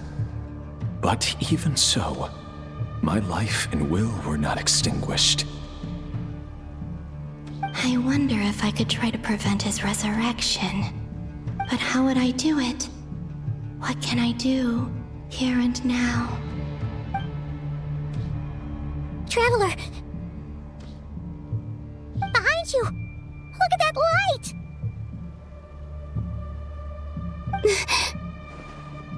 No, I won't make it in time. He's using the Kuvaki shield, like I taught him. Is he going to use it to block the cannon's beam? He's strong. I'm sure he can manage. But the force released when the beam impacts the shield might lead to collateral damage. Easy Island. The Frost Moon Scions will be exposed to lethal levels of Kuvaki. A question, if I may, kind Miss Columbina. When the cannon's Kuvaki beam was deflected earlier, I saw several bolts of energy streak toward Hisi Island, only to be blocked. Did you also have a hand in that? Maybe that really was me after all. Well, future me. But I don't know if I have enough power left. Sigi sato pasa sais, niti ipotovtos. There's no time. Osestikos paratin tiran to risuiku, topir to aithion feraton. I have to make it. Oh, Frost Moon. Oh, great land. Oh, slumbering moonlight of Nodcry. If you can hear me, if you can sense my call, then please, heed me once more!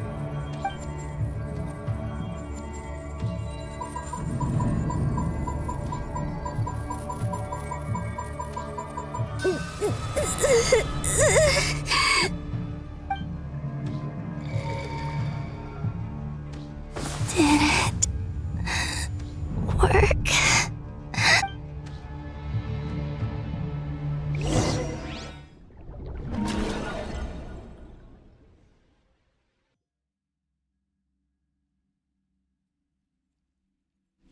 Hey, wake up. Hey, did you hear me? Columbina, I said wake up now! Oh, good morning, Sandrone. It's 3 in the afternoon, actually.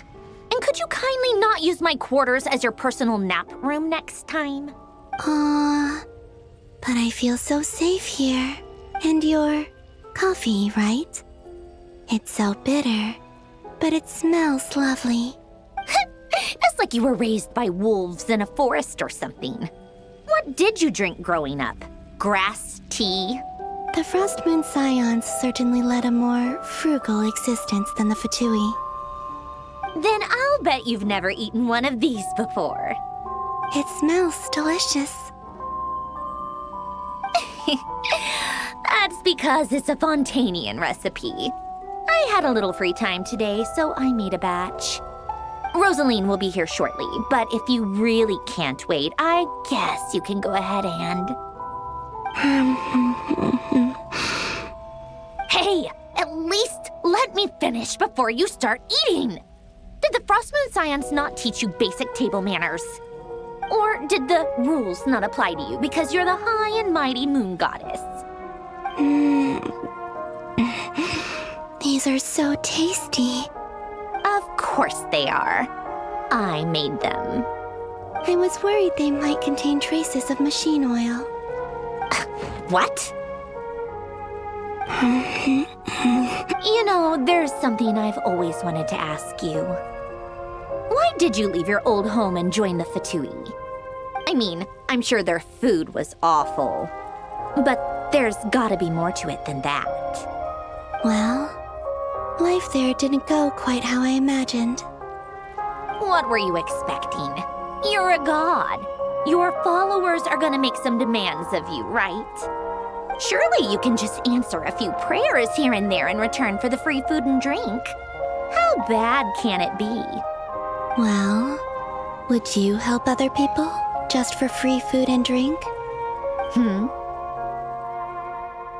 The doctor told me that you were created by a great mechanic, Lord something Fisher. The Lord Artificer. Ugh, some people can't keep their mouths shut. Oh, Lord Artificer. And didn't he have something to do with the, narcissist?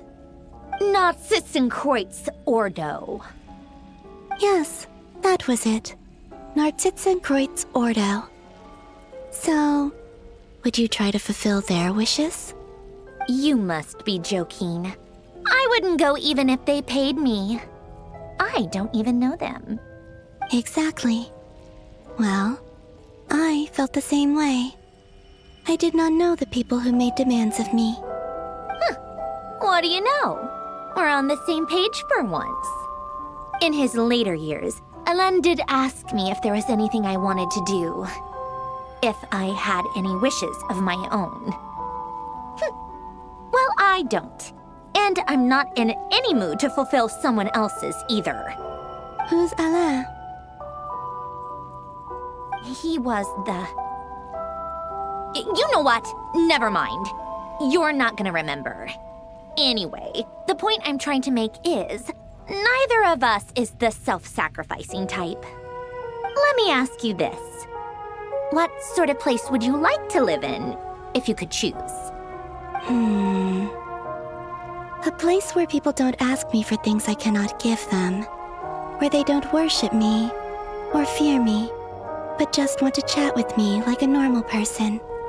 I'd also like the freedom to come and go as I please. And ideally, it would be somewhere with the smell of coffee and snacks. Not to burst your bubble, but no such place exists in the world. Now, take your snacks and scram.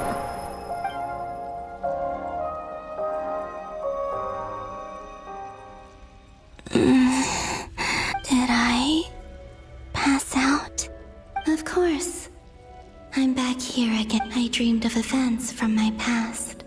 Sandrone, Traveler, I miss you all so much. Back there, I guess I managed to harness all the Kuvaki energy on Hisi Island. But how did I do it? Time is flowing backwards here, and I can use that familiar power to enter the world of the past. That mystery ally everyone talked about. It was me all along. I can sense that there isn't much more power remaining up ahead. What lies at the end of all of this? Will time keep flowing into the past? And will I ever find my way back?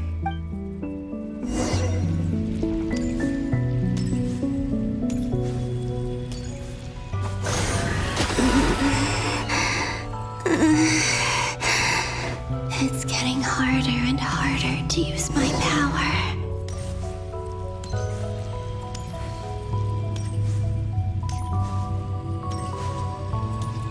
I'm no match for the Abyss in this state. I need to avoid the contaminated fragments.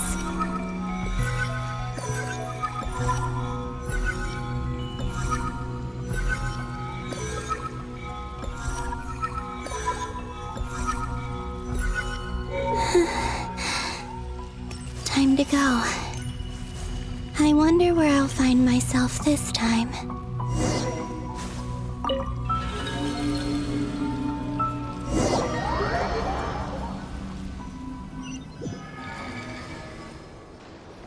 The Final Night Cemetery.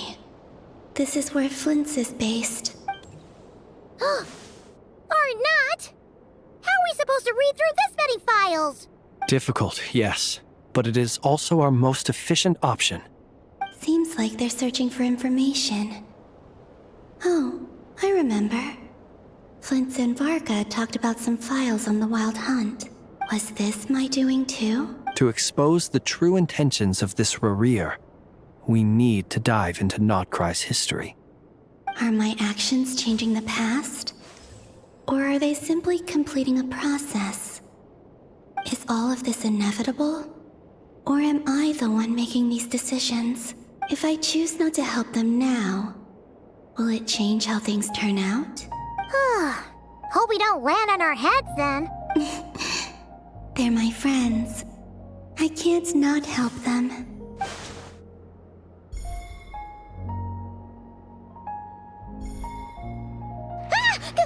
Ghost! And the other one was... here. Hey! Another file's moving!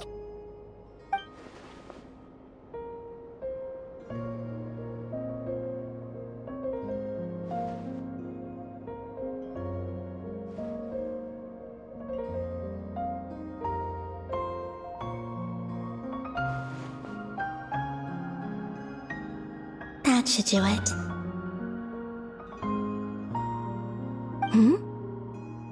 Luanatar?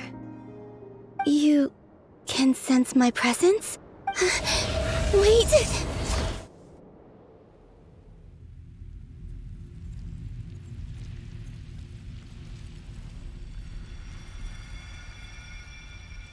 Luanatar. So she's that familiar presence I've been sensing all along. She's always been by the Traveler's side. That explains why the Traveler has been there each time I've entered the past. But why Luanatar? Is it because she has a connection to me as the Moon Goddess's familiar? If so, why not any other Kuhenki? That's...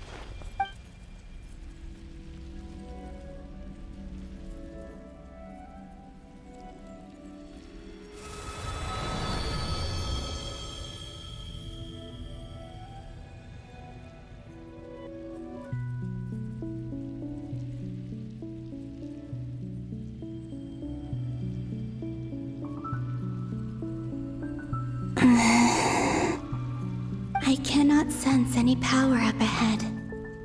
Just a void. This is likely my final chance to enter the past. It's now or never. I have to find a way back.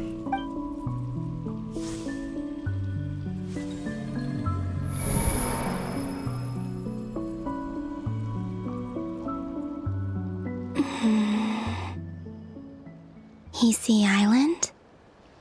How far back in time is this? Where's Luanatar? I can't sense her presence this time. Oh, seeing Enefa and Aino reunited like that sure was heartwarming. Traveler, Paimon. No. Stay calm. I don't have much power left to change things. I don't even have that much time left here. Think, Columbina. How do I find a way back? A way back... to where? Do I go back to Moonprayer Night? Or to the future that followed? And if I return in my current state, what will become of me then? Dottoro's actions that day proved that he'd been planning that for a long time. He had already seized the power of 2 moon marrows before capturing me. Even if I managed to get back, how can I fight against him when he wields the Tri-Lune Authority? I can't. If I go back like this, I'll be playing right into his hands. I have to find some way of rivaling the power he has usurped. Wait. Time flowing backwards. The Tri-Lune Authority. Does that mean... I think I know what the final destination of this lunar reflection might be. I know what I must do. Speaking of homes, we must already be close to where the Frost Moon Scions live. The vibe here feels different, just like the scenery. But how do I communicate my plan to my friends? Should I write it down here? No. Someone else will see it. I need something with a close connection to me. Something I can use as a medium to tell them what's happened to me in here. Now it makes sense.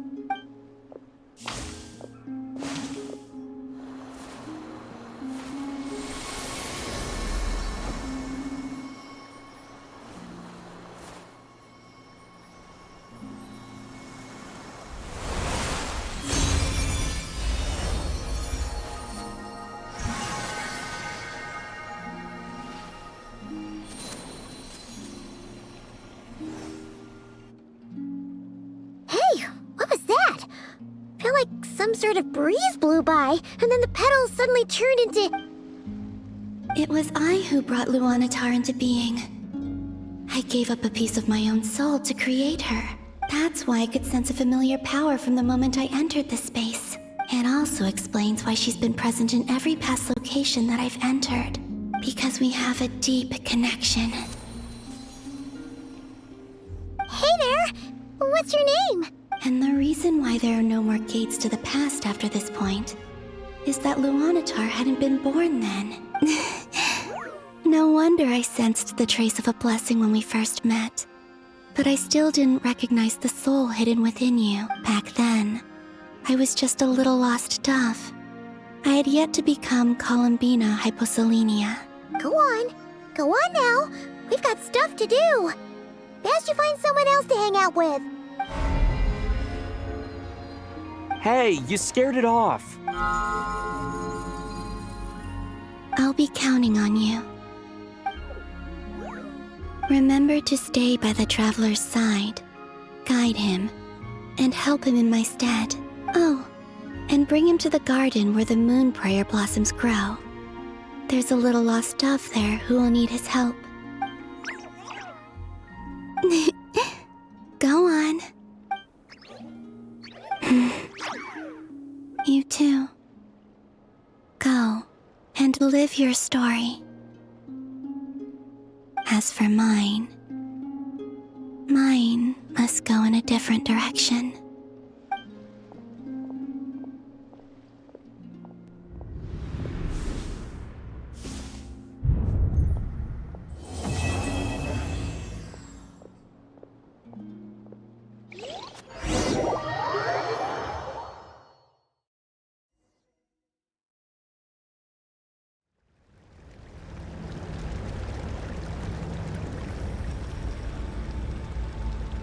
How would you like to experience the thrill of never being held accountable for your actions? You could crush people like ants without consequence, or tear off their heads or limbs as you please. Believe me, such a life is but one small step away.